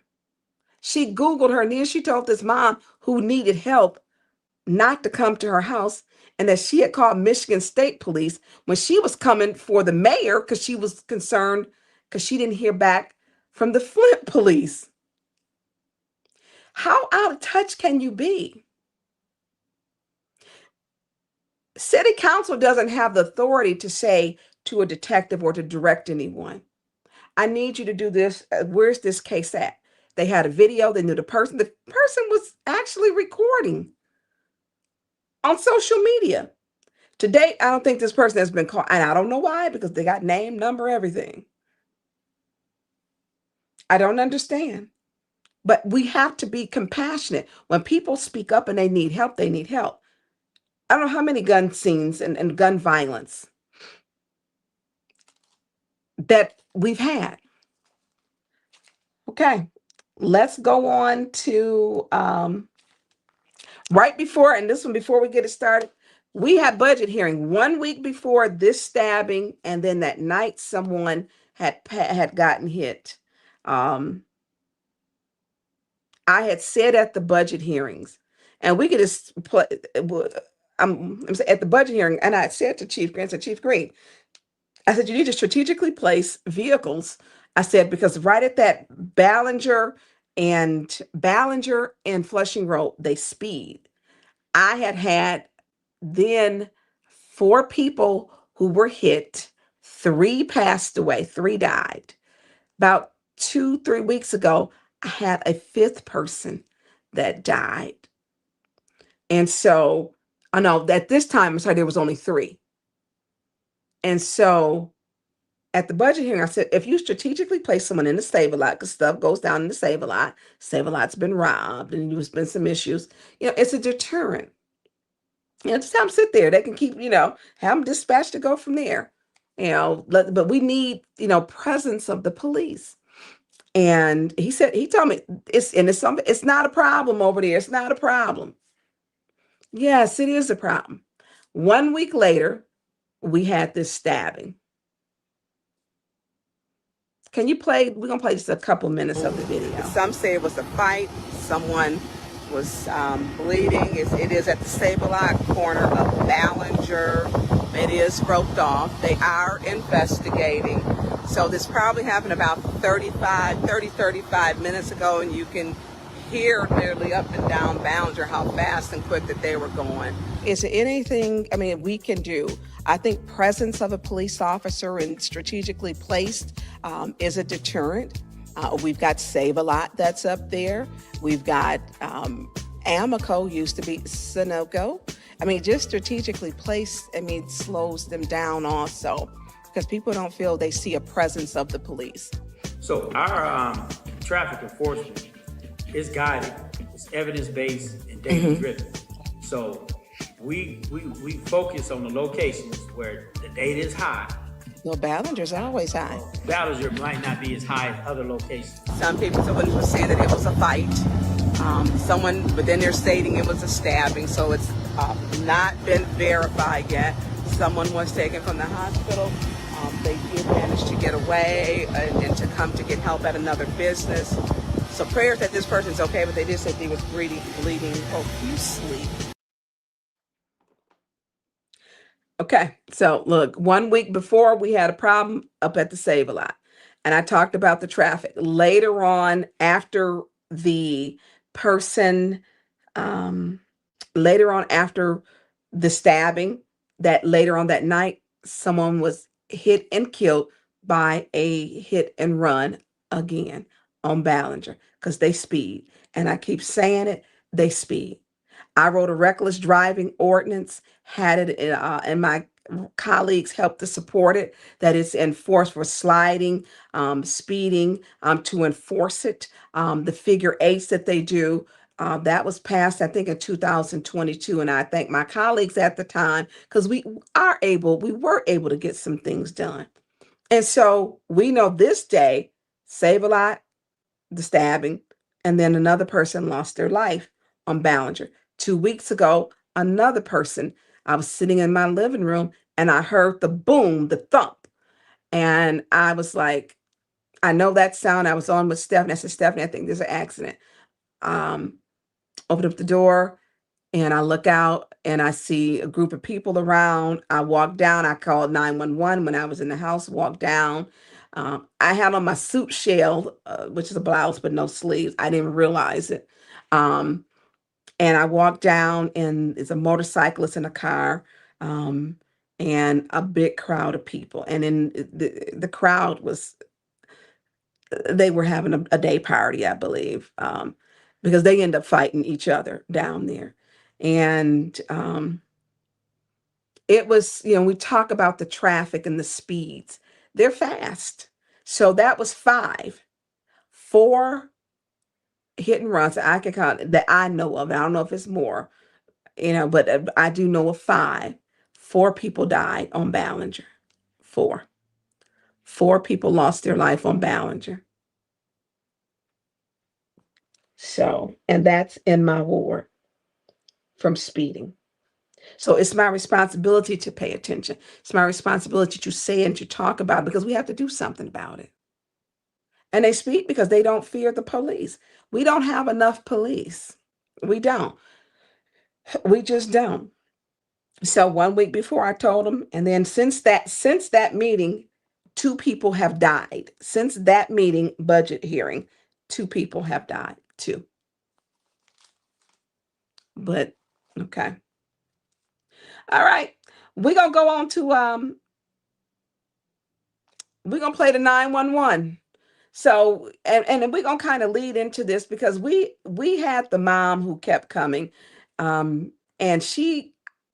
her name is Christina Porter. Her son's name is Logan. She sits in the front row of city council and she brings a memory board with her son's picture on it. And she speaks during council. First time I met her, I hugged her. We hugged each other. And she said, someone told me to get in contact with you and listen to her story. She said, I'm collecting signatures. I did not know why she was collecting signatures until last week. And I was speechless. I did not know. She said, I'm collecting my signatures. Each time she'd show up, I'm collecting my signatures. I'm collecting my signatures. I'm getting my signatures. So she's been finding her son who was found dead deceased behind the Travel Lodge. So let's play. This just happened yesterday, May 28th, or 2 days ago. What's today's day? 28th. And so this is the 911 call. Let's play this. Because she wants to shut Travel Lodge down. City Bravo 168 and Patriot Bravo 303 for a Tier 1 City of Flint. Bravo 168, Station 8. 303 Davidson Center.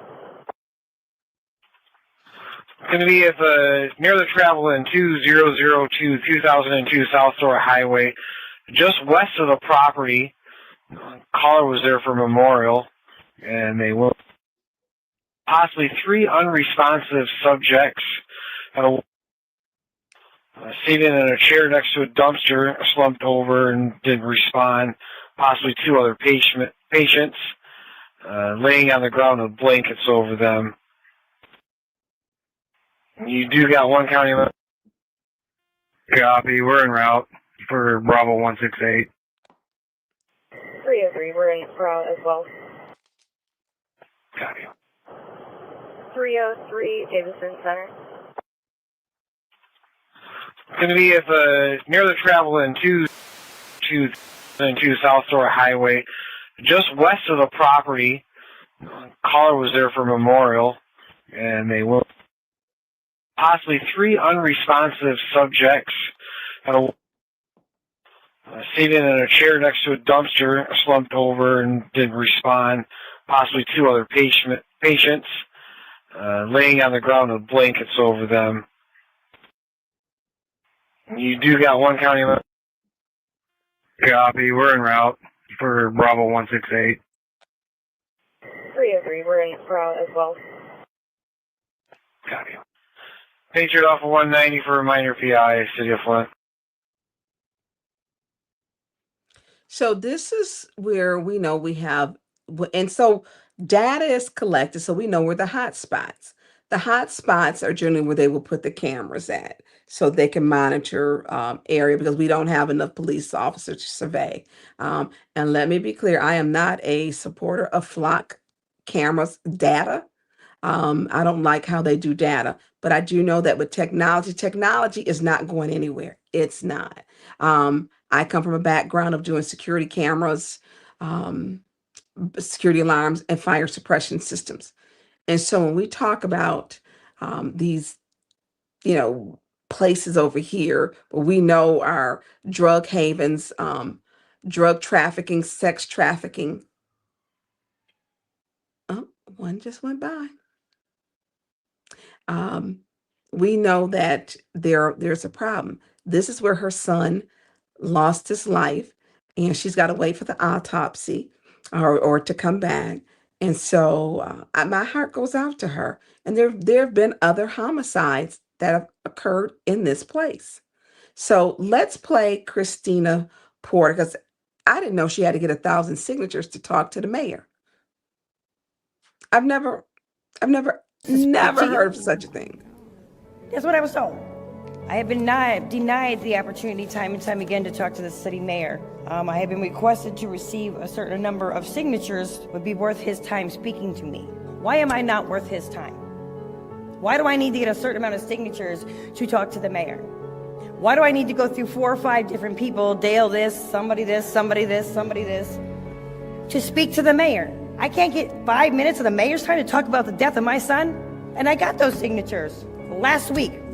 Why won't he answer the phone? I am really trying to wrap my head around you having to get signatures to meet with the mayor. He stated he has an open door policy. Even if to listen, your concerns are valid. Not only did your child lose his life, we know that that place is a nuisance.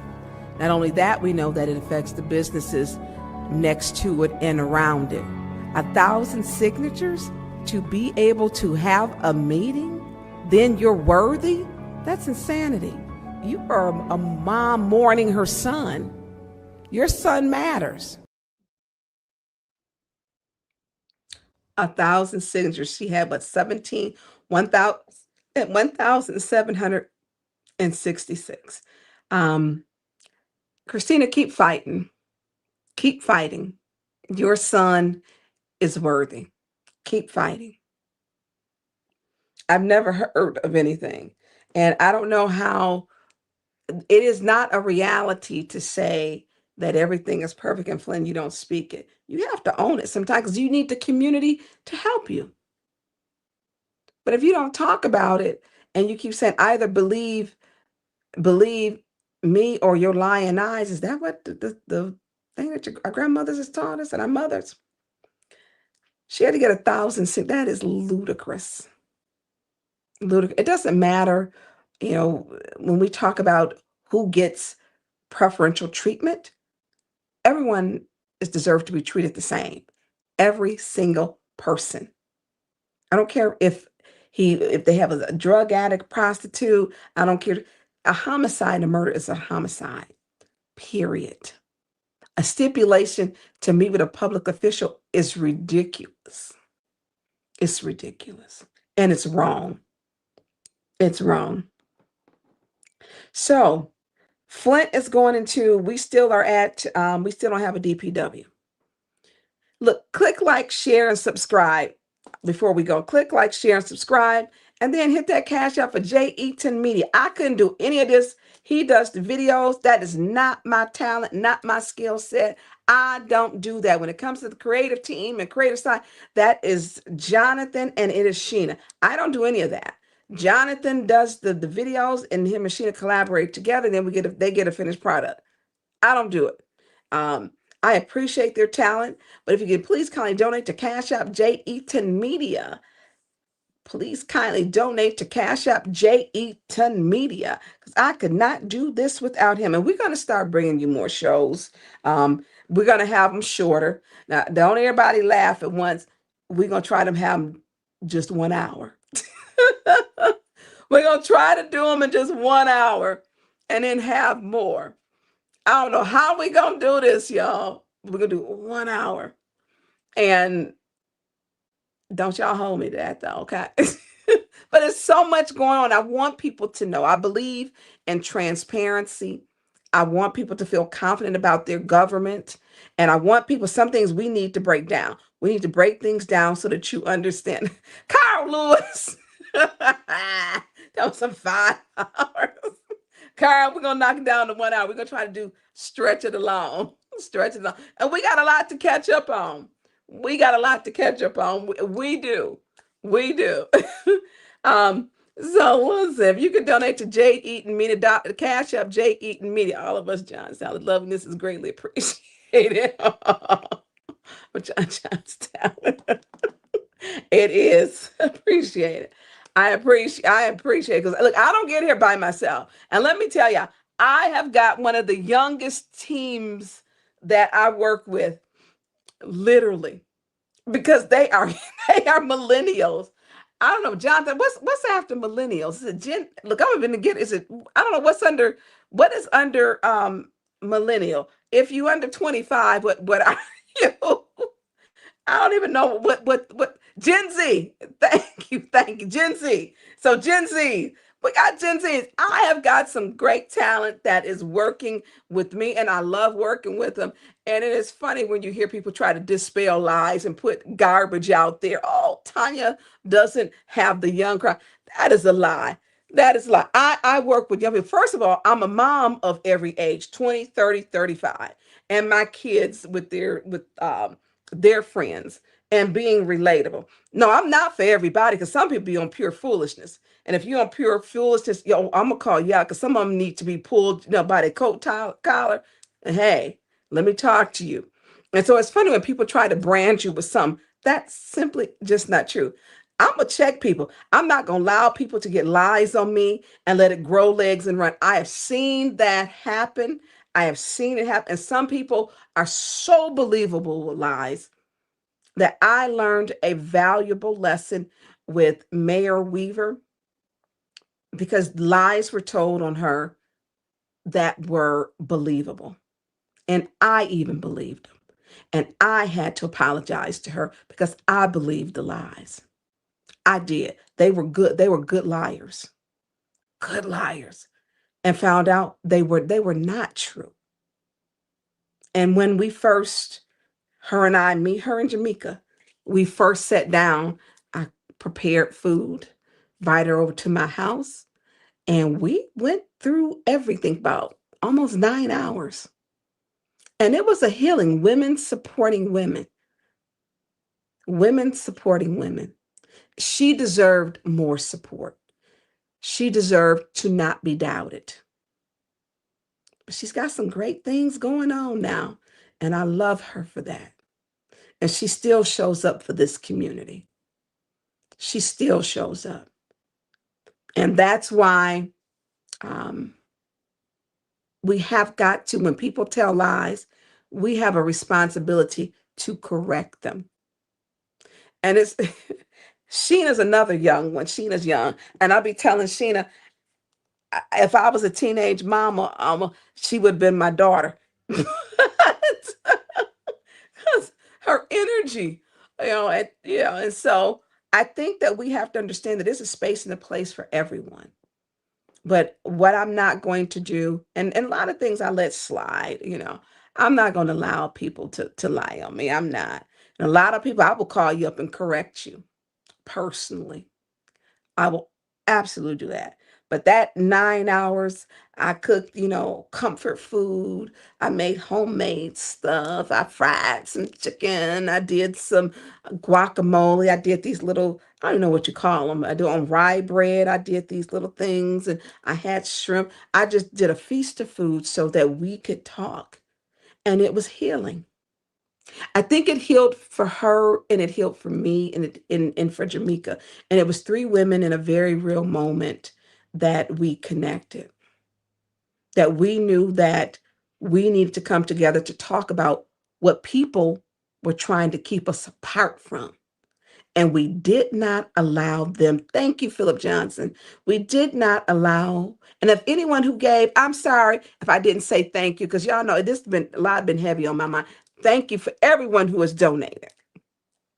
I think that when they want to keep us separated, and what we learned was we weren't allowing them to keep us separated. And we didn't. And to show that love for each other. I'm gonna be here, and I've told everybody, I believe it's been a while, about the story. Let me go back to when we ate up all that food, y'all, and then we had a good time. And we did some crying, we did some hugging, we did some. I didn't understand. There were some voices that were raised, but in the end, what we left with was a bond that loyalty and trust will not be doubted, and that we come to each other first. That we come to each other first. If it sounds crazy, it probably is crazy. So putting people in check. If it sounds crazy, coming to you, come to me first. We will believe a lie. And this is going to be a terror. This is why I put up paperwork. I put up the videos. I put up the word. I put up the receipts because lies will take off and often people will believe it. It's people want to believe a lie. Why? Because it sounds so great and oh my God, that was great. That happened. Oh wow. And they take off. I'm gonna check you. Some things I might slide, but I'm gonna check you. I'm going to check you. And what we promised was that we would come to each other first and we would support each other. Women supporting women. And that's what we do. And I am forever grateful for the friendship that we have. I remember I was sleeping, I was up late one night and my phone was on, I fall asleep on the couch and it was on the table. So, when your phone is ringing and it's on a glass table, it's like bzzz, and I'm like, what is that? Because I was knocked out. And I picked up the phone, and this is a little over a year ago. And she says, Tonya, Tonya. I said, what's wrong? What's wrong? And she says, someone shot at Adrian's car. I said, is she okay? She said, yes. Yes, she's okay. And this was on Fremont Street. 5 bullets went through that car and they were sitting in the car. I don't know. Weren't shooting at her. Bullets don't have a name. Looking for somebody else. She sent me the pictures and I've shared this before. And so when you develop a friendship, you depend on people who you feel that you can reach out to. Every one of us has got, this feels like we have got gun violence, or Jamaica has got. I remember Jamaica calling me about it was on Court Street, and she was so upset. Her daughter had a black Charger. Someone and her grandkids was in the back seat of the car. And this was, I think, in 23. And they shot at the Charger. And her kids, 2 grandkids, were in the back of the car. And Jamaica worked for Jamaica Patrick Singleton. She worked for the city at the time now. She has a wonderful job. And I won't say what she's doing, but she is kicking butt at her job. And Jamaica called me just upset. Jamaica done called me about, I quit counting the number of shootings she's called me back because she has a big family. But those were her grandkids. And they did not get shot. Neither did her daughter. And when you say the praises go up to God, and we still have this gun violence problem. And her daughter-in-law is a registered nurse. She don't know if it was a mistaken identity. because she had just left her grandmother's house, getting ready to go back. They don't even live here. They live in, I think, Freeland. And they were headed back to Freeland. And so when people understand, they don't get why I'm passionate about the gun violence and why it has to stop. When people say you can't stop it, that is a lie. You absolutely can. Ask Baltimore, Maryland, reduced it by 85%. Ask Portland, Oregon, with the Cahoots program, they reduced it by over 50%. Ask Detroit. Detroit has a comprehensive public safety plan, and they reduced theirs. Who doesn't have one? We got a gang tax. It's Flint. I can tell you so many people with gun stories, and they shouldn't have one. Growing up, we never had a drive-by. Never. And so when we talk about women supporting, and men, we love y'all too. We love y'all too. But what we made a promise with women is connecting with women, that we're moms. It's we need the men, we love everybody, but women bond together in a different way that we should not be competitive, but to support each other. And support can come and look in different ways. Support looks in so many different ways. It doesn't just mean financial. It could be praying. It could be, I need you to take care of my mother, or drop my mother off something, or I need you to come do this for my father, or support can come, or pick my kids. Support means so many ways and comes in so many ways. And if you remember, our grandmothers used to be, you couldn't come in the room when your grandmothers and the aunts was in the room. You didn't come in that room, because when the aunts and the grandmas convened at the table, they was taking care of business and stuff got done. And that's what we have to go to. It was nothing wrong with tradition and our values. And we need our traditions and values back. We need them back. So that was not on the list, Jonathan. I'm sorry. And Carl, you might be right about that hour, but I didn't say nothing. Hey, Sherry Allen. So we are going to go on to Flint was poisoned. Flint in 2019, Flint was at 90%, 91, 92% service lines complete. We're still at 90%, y'all. So that means from end of 2019, 2020, 21, 22, 23, 24, 25, 26. And they still doing service lines because they're doing them in my ward on Westcombe. Yes, they are. So service lines are not complete. That's just not true. So let's play that video. People are still brushing their teeth with bottled water. I do. I need it by now. That is why people are still brushing their teeth with bottled water. I do.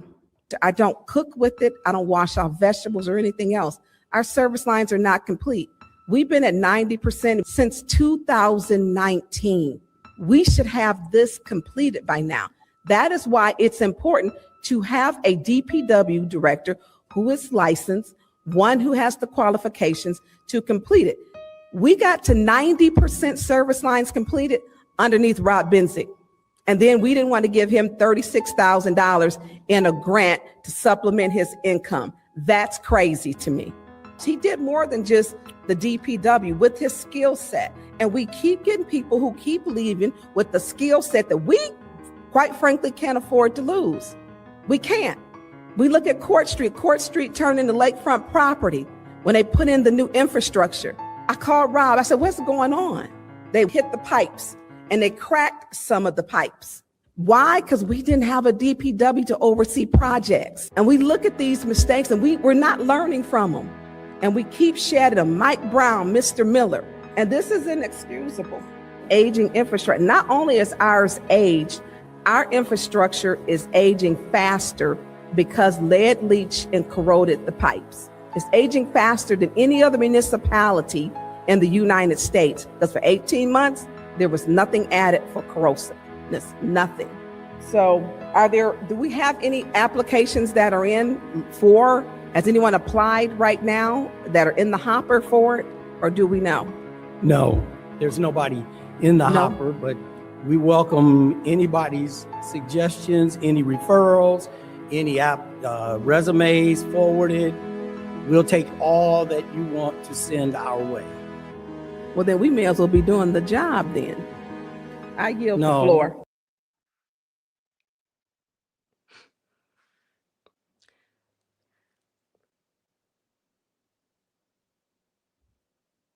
Okay. So we have not had a DPW. And it's not because people, and I'm going to say this, y'all know me, Councilwoman Lewis and Councilwoman Michelle were all on the same. Councilwoman Michelle did get kind of quiet, but we were on the same page. Why don't we have a DPW? Councilmember Lewis was very serious, and she was stating people had to apply. She wanted to know why, and she wanted to have a discussion.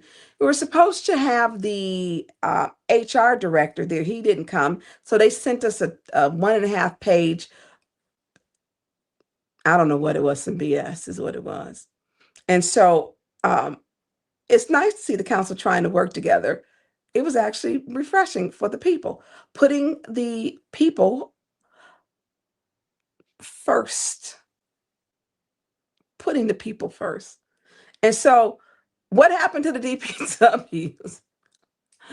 Let's talk about Rob Benzick left because they wanted to take his $36,000 and split it up amongst a bunch of people, which was a grant. The next one would be Mike Brown. Mike Brown didn't feel comfortable because they asked him to go shred a contract off of the CFO's desk with the trash contracts and the trash hearings. And he said that the mayor yelled at him. And it's all on video. We got one of the videos around here. You know, we can do it the next time. Then you also have the next one, which was Mr. Kenneth Miller. And I liked Mr. Kenneth Miller. Why? Because he would talk to you, tell you where we at. He understood what the administrative consent order, because nobody else, I don't think, really read it on city council. And he would tell us about it and give us updates. And he was transparent. Imagine that, being transparent after an entire city was poisoned. Well, I heard he didn't like the administration. They were giving him problems. He said, "But you know, I'm gone. I don't have to do this."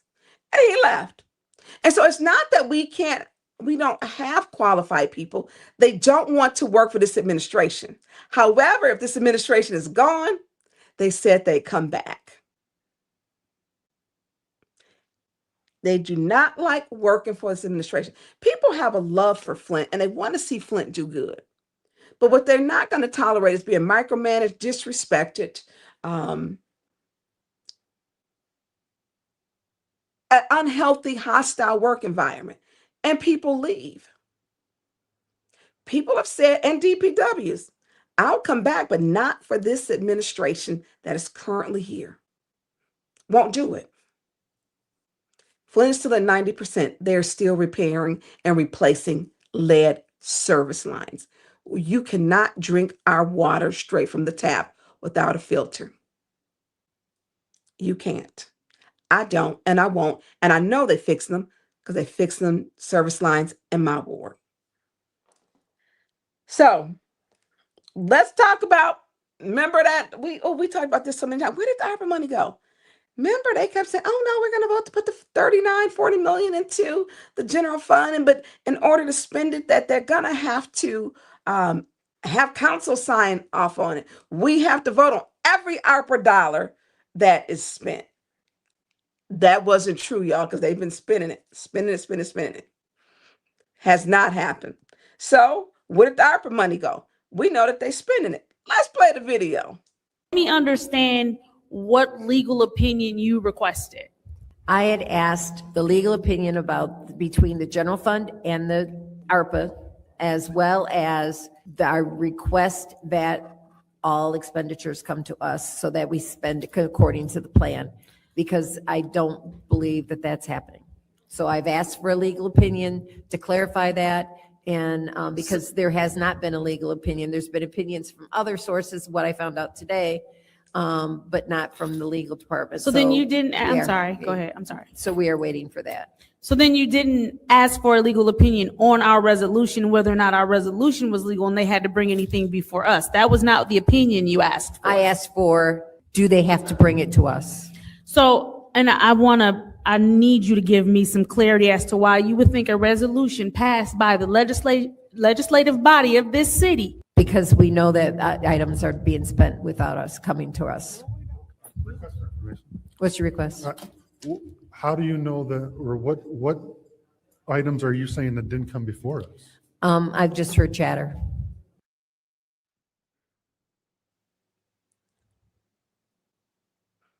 Okay, so at the bottom of it, it does say, be it as resolved that all expenditures should go to city council. Y'all, that's not true. The and in the resolution it says that.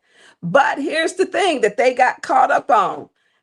We said back way that once that money is deposited into the general funds, it is general funds. And general funds has to be spent according to how the state tells us and how the charter. So it's general funds. It's no ARPA money, and they spend it however they want. Why? We know with the golf courses. I ain't never seen a golf course. It's $72,000 for a contract. We paying for a contract. The only bar ain't never made no money in a golf course is the ones that we are leasing to the Swartz Creek and Kersley Lake. The bar ain't making no money, and the golf course is not. And we pay them $72,000. We give them $72,000. How much are they making? None when we ask. None. And so we know that they are not truthful. And we can keep going. Why would we keep the same person in place getting the same result? That's called insanity. We know that we heard young guy Christian say, and I hope Christian don't get in trouble. I don't know if we got a video about that one. We have to get that one, Jonathan. When Christian said, "No, we just spent $25,000. No, we can do it. It's ordinance number 308197. No, we don't have to come to you." Oh, okay. And so we know that they're doing it. Also, there is before city council, and if these people are running, we need to lower that cap. We have put this up before. We need to lower the mayor's spending cap. And when we talk about this, they're not willing to do it. They're not willing to do it. And they need to do it because he's spending frivolously. He doesn't come before us. And each time we ask questions, what do? They close up their little books and they go on. They go, we're not going to talk about this because they don't feel they have to be responsible. Because what the mayor does is does a press conference the next day and blames it on council. Talk about these homicides and these children getting killed in your city. Give us a total number of that. And you said nothing. So he's spending ARPA money because it's general funds. So he can spend up to $75,000, $25,000, and that's what he's doing. That's what he's doing. And they said it in council chambers. Okay, they said it. So let's go on. Look, donate to J. Eaton Media, Cash App, $ J. Eaton Media. I could not do this without him. There is a lot of content that we do go through, a lot. And if I didn't say your name, look, y'all, thank you. Thank you for those who have donated, those who wanted to donate. Thank you. So it's $ J. Eaton Media on Cash App. So the last one, so let's go to, J. Eaton Media, $ J. Eaton Media Cash App. Yes. You know, we ain't heard nobody call them that in a long time, Carol. Look, people been silent on that. They've been silent. Let's go on to thank you. And look, it's down at the crawl for J. Eaton Media. So if you can donate to that, we greatly appreciate it. So I can bring you shows like this. Also, the next one, did the mayor take the city council budget? Budget hearings has been interesting.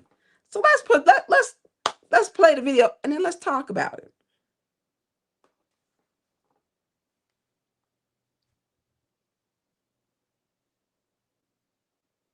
Set the ARPA mailing, was that it? Was it approved by the city clerk's office? No, it was not. So the only other person with authority would be the mayor's office. You help me understand that. How is the mayor having something taken out of the city council budget? Mr. Moore, because we didn't approve it, it didn't come up to us. And how much was it? $8,512. So Mayor Neely is taking things out of council budget, superseding his position, overriding the city clerk, and having items printed that the city council did not approve. I mean, would that be in short what it is? Because what was it? What did it look like? I don't know the answer to that question. So who pressed go for city council's budget? We can't go spend the mayor's budget. So how can he spend? We are separate. He is the executive branch. We're the legislative. We're separate for a reason. How can he spend our budget? And who okayed this? I want to see the document city council paid for out our meager little budget. I don't have the document that was printed. I have the invoice. That's all I have.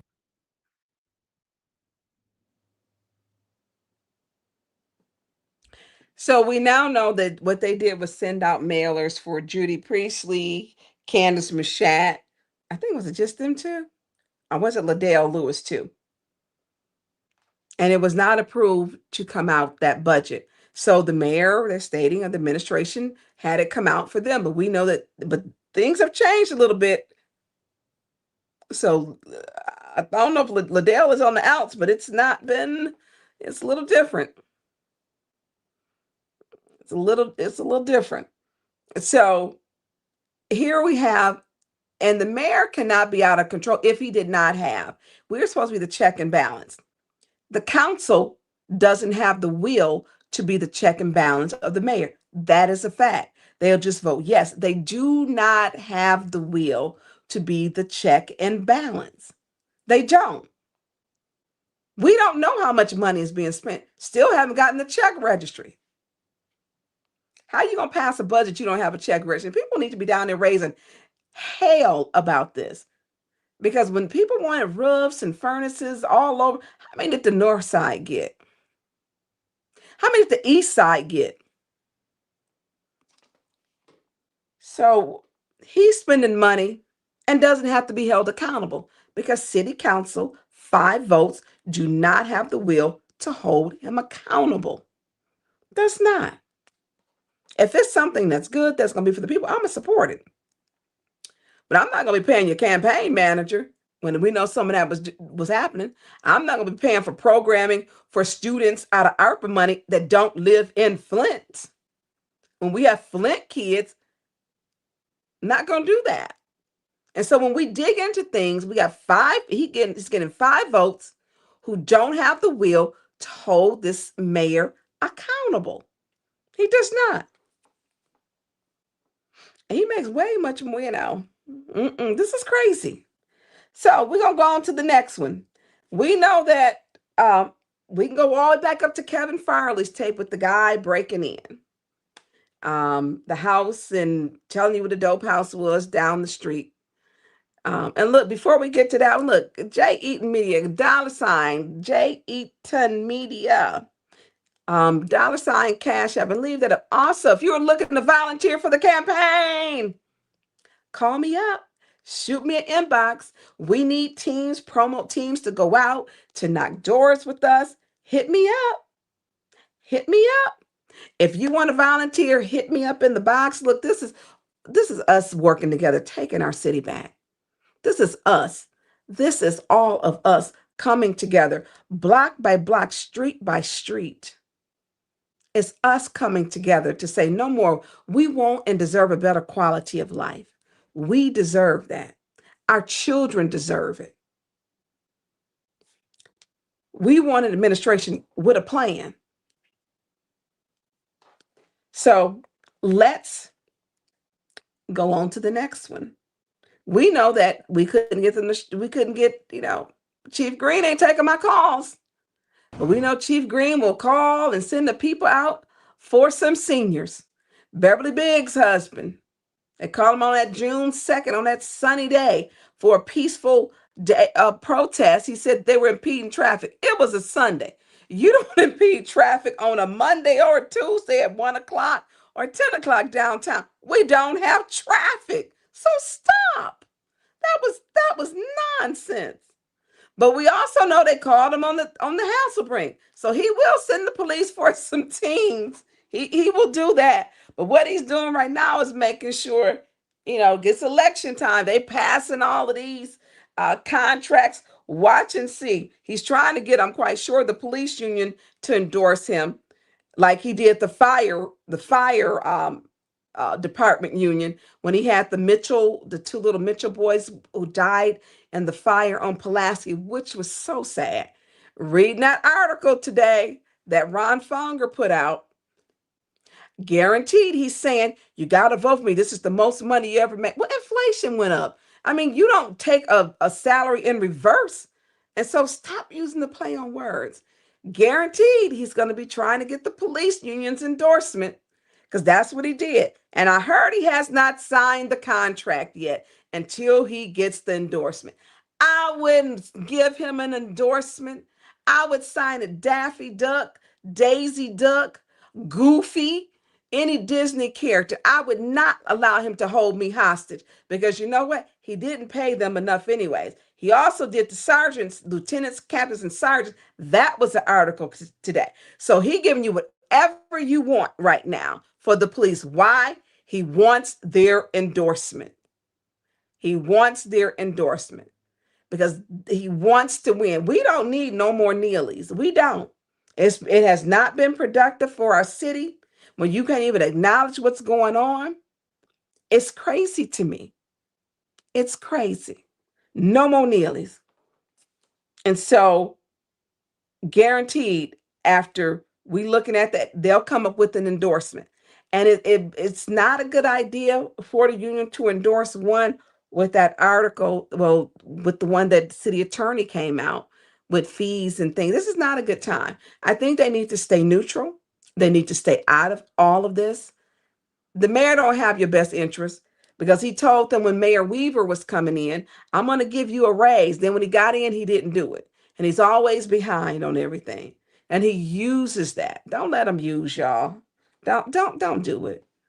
Look, who gonna come work for Flint? Y'all hold the upper hand. People, I mean, it's Flint is officers will do in other municipalities that are neighboring 4 to 6 calls in a shift. Flint is about 20 to 30 and sometimes more per person, and not in a double, not 2 people in a cruiser, in a car. So watch and see.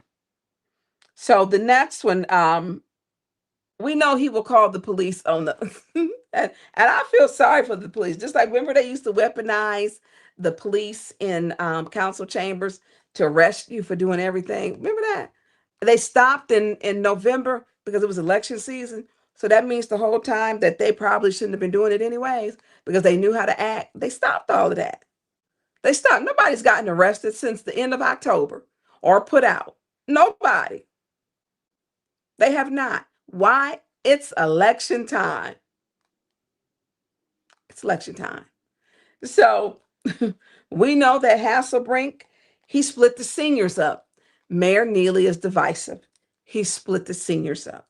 He split our seniors up, separated our seniors, all because he took the contract up to about $5,500 per month from $1 a year. We know that that's not a fair contract. There's another city property over at Mott Park. They pay $1 a year for 10 years because he got upset at the director because she wouldn't put out. He was running for congressman. Mayor Neely was running for congressman, looking to run. He had put it out there. Y'all remember this now. And Kristen Rivette came there. Someone called and told him that Kristen Rivette McDonald Rivette was there. And she was there. He told her to put her out and he didn't. She said, I can't. She's not in here campaigning. I can't put her out. It's a public place. He said, put her out. The next thing he did was put Hasselbrink out because that's how he moves. He moves like he's Nino Brown on New Jack City. So what did he do? They went to court. They tried to fight it. It got to the point they're like, you know what? We're done with court. We're just going to move. But let's play the video because he'll put out seniors. Sunny day, he'll do it. Let's do it. This was a winter day. But we know downtown that day with the peaceful protest, he arrested some seniors. Captain Urquhart was told to come here, and it's not your fault because I know that you're going on orders. Listen, I don't know the exact sequence of events, but my lieutenant told me to come out here because things were being taken from the property. Okay, that's why I was called out. Right, and so do you not have a court order? Do you have a court order to stop? We have to have a court order. We don't have anything. We can't. So were people stopped from taking things? Because then it becomes the judge was very clear. The judge was very clear. No. Nobody blame you, man. Not yet. We're not yet. People were told through surrogate from the mayor, yeah. From the mayor. That we could not take. So, and I don't want you guys, I was in court. The court specifically stated that the city cannot be even on this property. They cannot even go in the building. So to ask for access, you're violating the judge's orders. We're already beyond that now. Like, we got that settled like 5 minutes before you showed up. Okay. Okay. Like I said, we're gonna go handle our business. You guys handle yours, and we'll whoever's vehicle is this. So It's mine. It's Councilwoman Tonya Burns' car. so let me ask you this. Yeah. If we bring them bitches back over here and load them up and go Y'all with them, gonna take the truck back there and load them up. that you saying no interference. Like So- I said, the issue, there was some issue with something that was inside the building, and that's been resolved, correct? Yeah, Right. that's what I said they did. Yeah, it's Okay. been resolved. Okay, and then, so, what the councilwoman is saying, we don't have, it's a civil issue at this point. We don't know who it's Yeah. And I do want you guys, we can't get involved. the county, their millage money comes from the county. The city doesn't give any funds to this. We're gonna get out of here, okay? Yeah, I'm gonna move it. Thank you, Ro. No, just hold my phone and keep it on me. I ain't letting tell them everybody share that. The mayor out there intimidating people. Yep, another one just pulled up.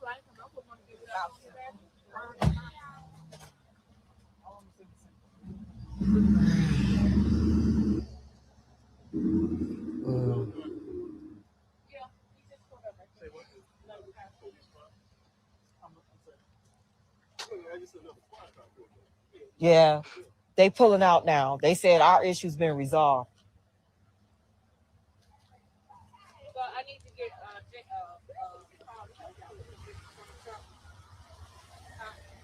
I need to get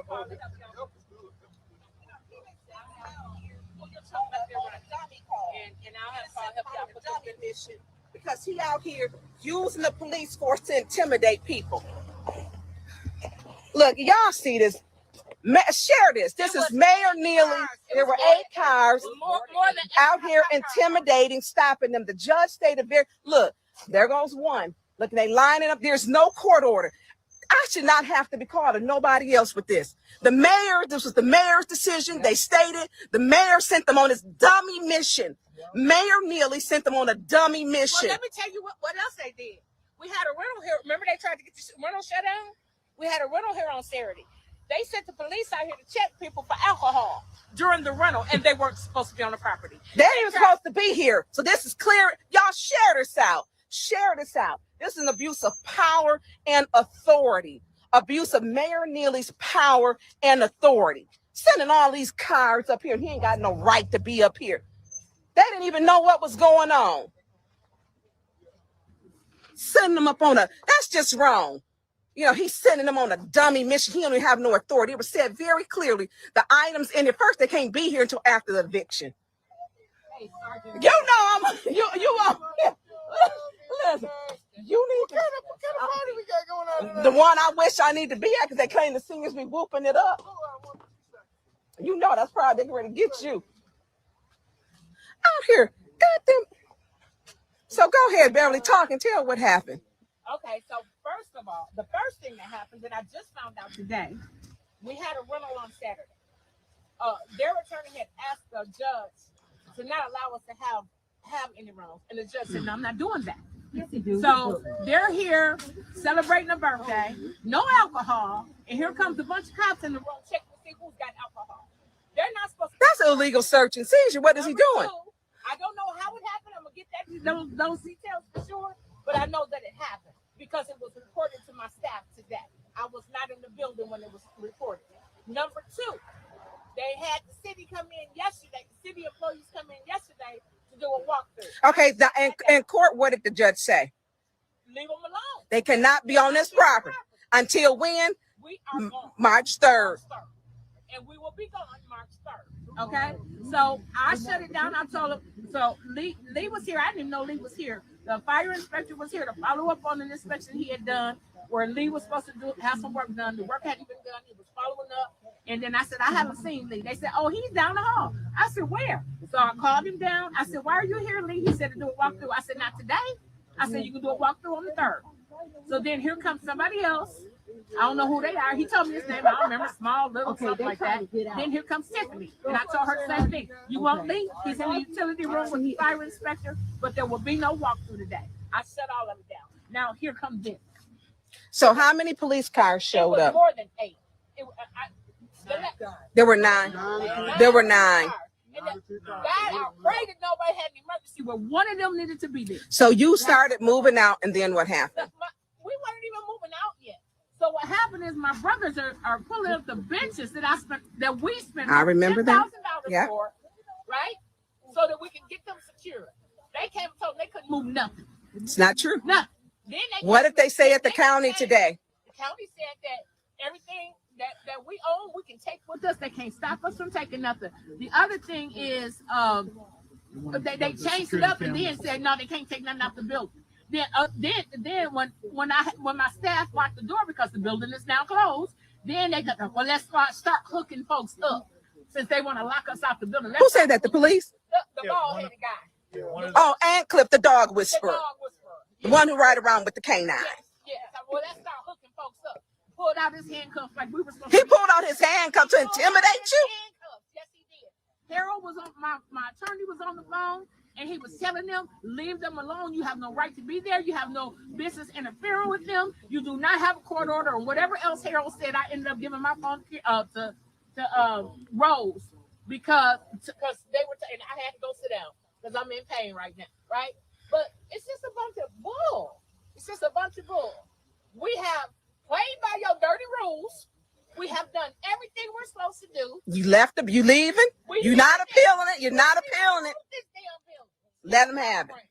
We don't want this building. Y'all could have. And he's still going after you. And you're still coming after the senior center, the organization, therefore the seniors. Okay, I'm tired. As you should be. So I ain't a fighter, but I think he wants to get the grant that you get from the he can't get it. It's council. ours. I think He can't get it canceled. That goes on tomorrow. The commissioners will be voting on that tomorrow. That money is from the county. He's mad about the meeting today. If he won't get his money, he got to apply for his own. He may or may not get it, but he cannot have ours because ours has already been awarded to us. They are going to vote tomorrow on amending our contract to change the address. That's all that needs to be done. So it's a simple amendment. You were awarded the money in September for your nonprofit, which has been in good standing. You've been in good standing. You've never had it revoked. Your 501c3 status, your 990s are in order. You were told that a simple amendment. We have asked people to come out to support and tell the commissioners why you wanted them to support that simple amendment. You had a meeting today at Hasselbrink where Commissioner Lloyd spoke, and this is the outfall from it, that it is retaliation and retribution from Mayor Neely sending the Flint police and then them putting out handcuffs and Cliff, deputy chief, to arrest people. Let's be clear on it. But you know what he just did? Strengthen my lawsuit against them. Oh, he absolutely did. They were told not to be here. He should strengthen my lawsuit against them. So listen, y'all, do me a favor, share this out. Is that me? He is a white man. Okay. So he's been told to come up here. Now what do he think he gonna do? Now he just sent the facilities manager up here. Phone calls have been made. Everybody showing up. Yeah, you can't make this stuff up, y'all. No, what he didn't send. He making calls, ranting and raving. I guess Lee's here to come change the locks, which he can't do. Lee, what are you here for? That was called me. Saying they were tearing the building up, so. Okay, not true. Police just left. Unfortunately, the mayor's putting you in this. Yeah. The judge told them, and so today during the meeting, that they have a right to everything that the nonprofit was granted goes to the nonprofit. No one's going to destroy the building, the fixtures, the doors. Not gonna, she's not going to do that. Yeah, I know. I'm just doing my job. Yeah, I know that. and so it's I'm in a pool tournament. I'm not even supposed to be here. Then you shouldn't be here because the police just left. And if you don't want to be in the lawsuit and to be charged also, because the judge told them They have a right to be here. You can't even come in the building till after March 3rd. Did they tell you that? No. Not until March 3rd. The judge said they have a right to this building without being disturbed. It's in the court order. And they shouldn't be sending you here without that information. The objects, the senior center, the county attorneys have already looked at it. Whatever items that are in here, they have a right to because it goes to the nonprofit. They're not going to destroy the building. They've only taken care of it since they've been here. Yeah. Yeah, okay. So if she's not going to allow you access because you don't have right. Yeah. And so I know you have to appease the mayor. Sorry you got sent on a dummy mission by him. Sorry. But I'm sorry. But, she's not tearing the building up. They're going to be out. They're abiding by the court order. Yeah. Y'all see this mess? He's sending these. Jonathan, you can cut it. He's sending me his phone. You need to tell him that he cannot go in there. No, nobody's in.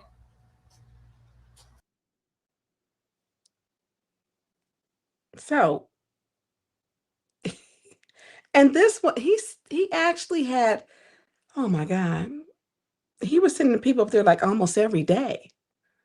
And he did harass them. He sent blight workers, he sent police, he sent, what is Dana Daniels? What is he doing? Because even when they moved, he sent him up to Kennedy Center and threatened them and said what they destroyed the place, almost $1 million. Just crazy.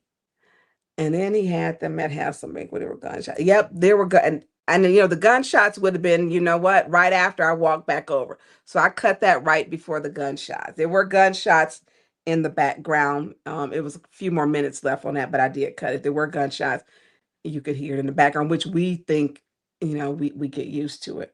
So he not only harassed him, he was defying the judge's order because no one can tell him anything. He doesn't listen. He defied the judge's orders, sent 10 police cars, sent the facilities maintenance person over there, Lee, to change the locks because you're not going to tell him what to do because he's the mayor. The mayor is elected by and works for the people. You're a public servant. So now we have 2 senior centers. And now we have more than that because he's putting something at McKinley too, which is great for that. But it's a community center. And then we have Brennan Center. But now when we asked him, okay, we'll give you, we don't have a problem. The county awarded $54,000. But where are you getting the other 200? Their budget you have is $280,000. Where is that coming from? And how are we paying for that? The mayor and his administration refused to answer. That's why I asked for a subpoena. Attorney Gurley is saying, and that's a whole nother thing because I had to literally get my attorneys again. Thank you to Attorney Terry Johnson to get legal advice on it because I've had to have an attorney to navigate myself and my way through my city council because they continuously break the law. Continuously. So we were just asking, tell us, where's the funds coming from for the $280,000? How is it going to be appropriated? We asked for the salaries. They gave us 3 different salaries for the director. Then the director said she was paying someone out her pocket, which is underneath the table. Well, you can't do that. And I think that she wasn't doing, I think it was things need to be done. But what is he doing? You come to council to get it approved first. The mayor he's doing whatever he wants to do. And 5 members have not had the will to hold him responsible. If we're going to do it, we have to do it in a way to where you can't just say, I'm doing it. We can't do it. We have to follow the procedure and the policy. We have to do it. And procedurally, he does it wrong. Procedurally, it doesn't matter on anything. And so then he goes, oh, they won't pay for this. No, you, Mayor Neely, and your administration will not tell us and break down the budget. Then to add insult, because they lie so much, and I'm going to say lie because they lie. We literally got a budget right before the meeting handed to us. So they were handing us the budget out. We hadn't read it. And then when we asked questions, they got mad and left and started yelling and screaming because they don't want to be held accountable. It wasn't emailed to us. We had just gotten it. We were reading. And when we started to ask questions, well, you're not going to talk to me like that. And then the yelling started.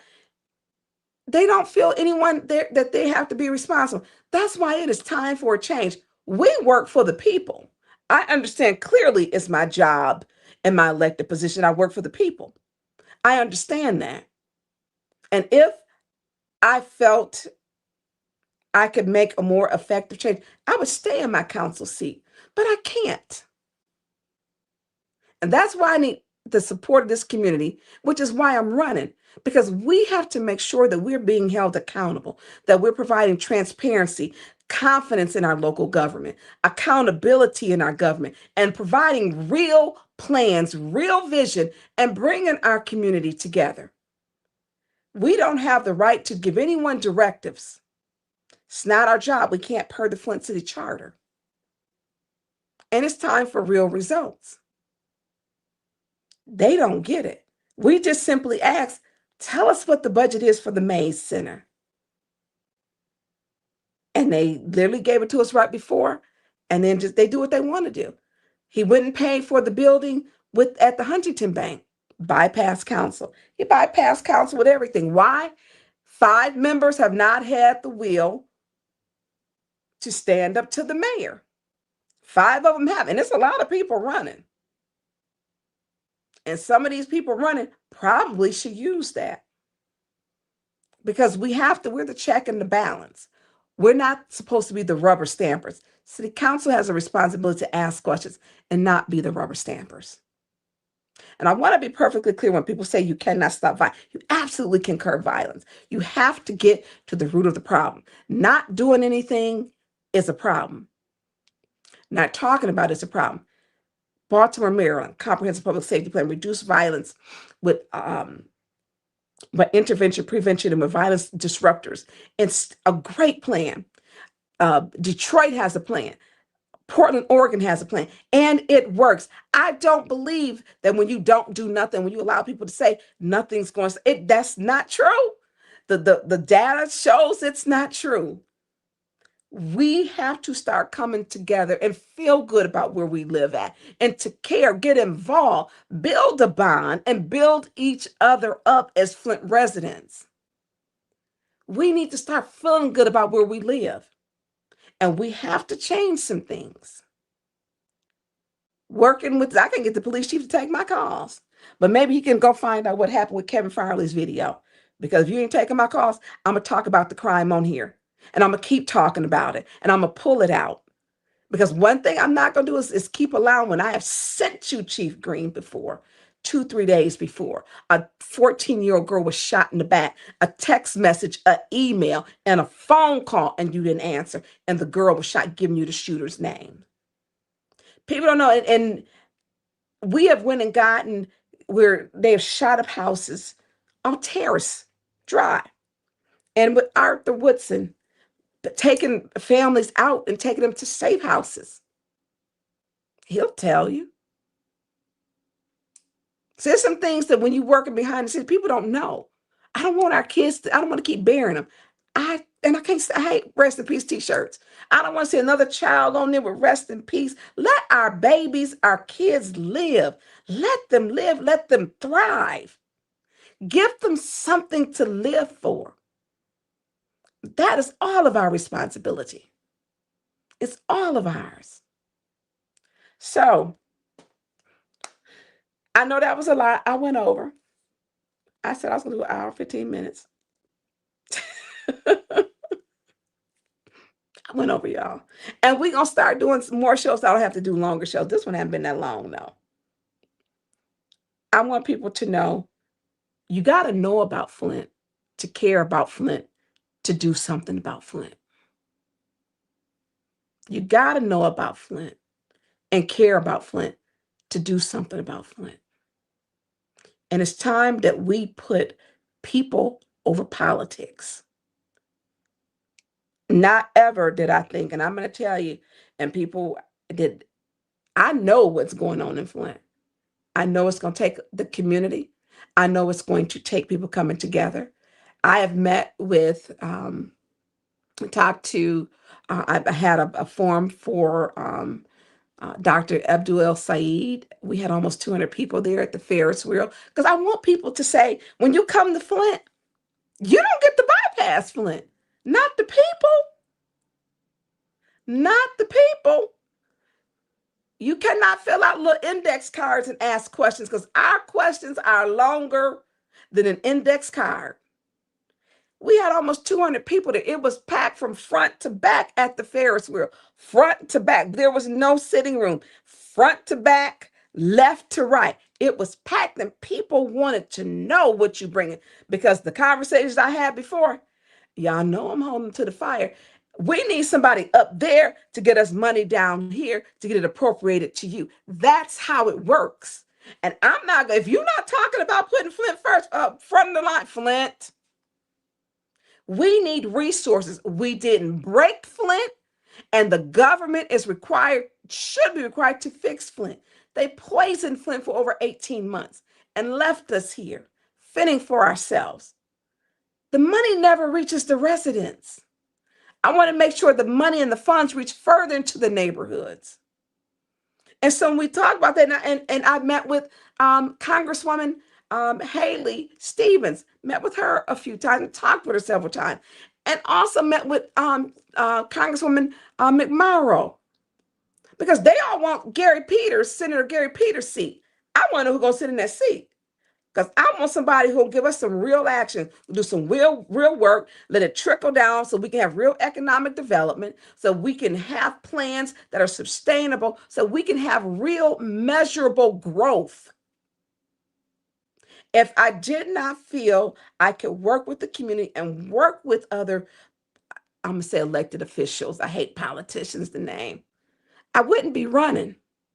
But it's going to take you and me. It's going to take us all to work together.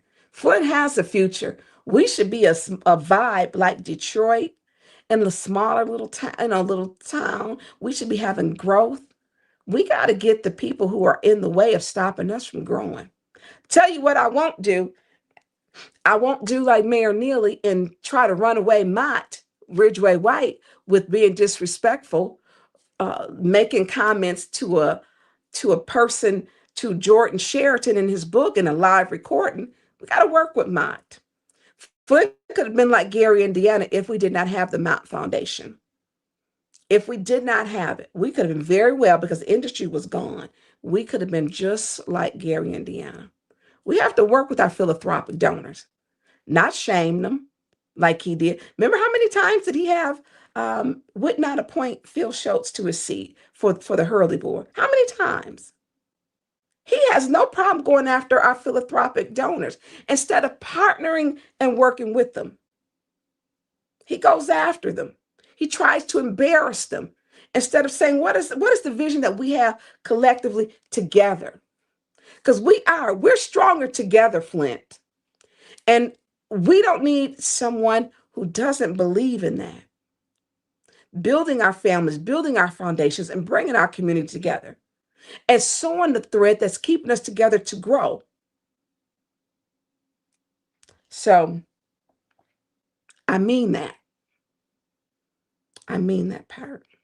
So, I want to say thank you to, first of all, if you can donate to J. Eaton Media, Cash App, $ J. Eaton Media, because I could not do all this without Jonathan. I could not, and also to Patrick Jean, and also to Sheena Bector, my moderators, because it's a lot, y'all, but we're going to start doing more, am I getting the hiccups? More shows. So I want to say first, thank you to them. I cannot do this show without, matter of fact, y'all are all younger than me. All of y'all. I appreciate my teams and it's some wonderful people. And if you want to volunteer, inbox me. Inbox me if you'd like to knock doors, bring in that energy, and we can vibe, hit the doors, bring about a new message, bring about a new fresh air. Let's remove that old dusty cloud that's hanging over Flint. Let's remove that. It's time for us to take our city back, take our kids back. It's time for us to love where we live. Love where we live. So hit me up in my inbox. And we got more stuff. We got a lot of stuff to be talking about. So I want to say thank you to each and every one. If I didn't call your name, charge it to my mind and not my heart, because I want everyone to do. I appreciate you taking the time to spend with me, and look for us to be coming on more often, because I can't do no long shows no more. Okay, so we're going to try to do more shows, shorter times. Carl, I'm not thinking about you. If you're on here talking smack, ain't going to be no 5 hours. So listen, Jonathan, Sheena, and Patrick, thank y'all. And to each and every one of y'all, thank you. And donate, Dr. Carl, $ J-E-10 Media. Look, I love y'all. Hit me up. I need some volunteers. Let's take our city back together. Play the music, maestro. We out of here. It's the Tonya Burns Show. Tune in right now. Like and share. Our city needs that vibe. Flint City News got truth to share. When we fight the darkness, we repair. Won't give up. We're standing tall and proud. Voices rising strong, no longer shrouded. Residents deserve what's right and fair. Together we can lift the despair. We fight, we win, we break the chains. Tonya Burns won't stand out in the rain. Our city dreams will make them true. With their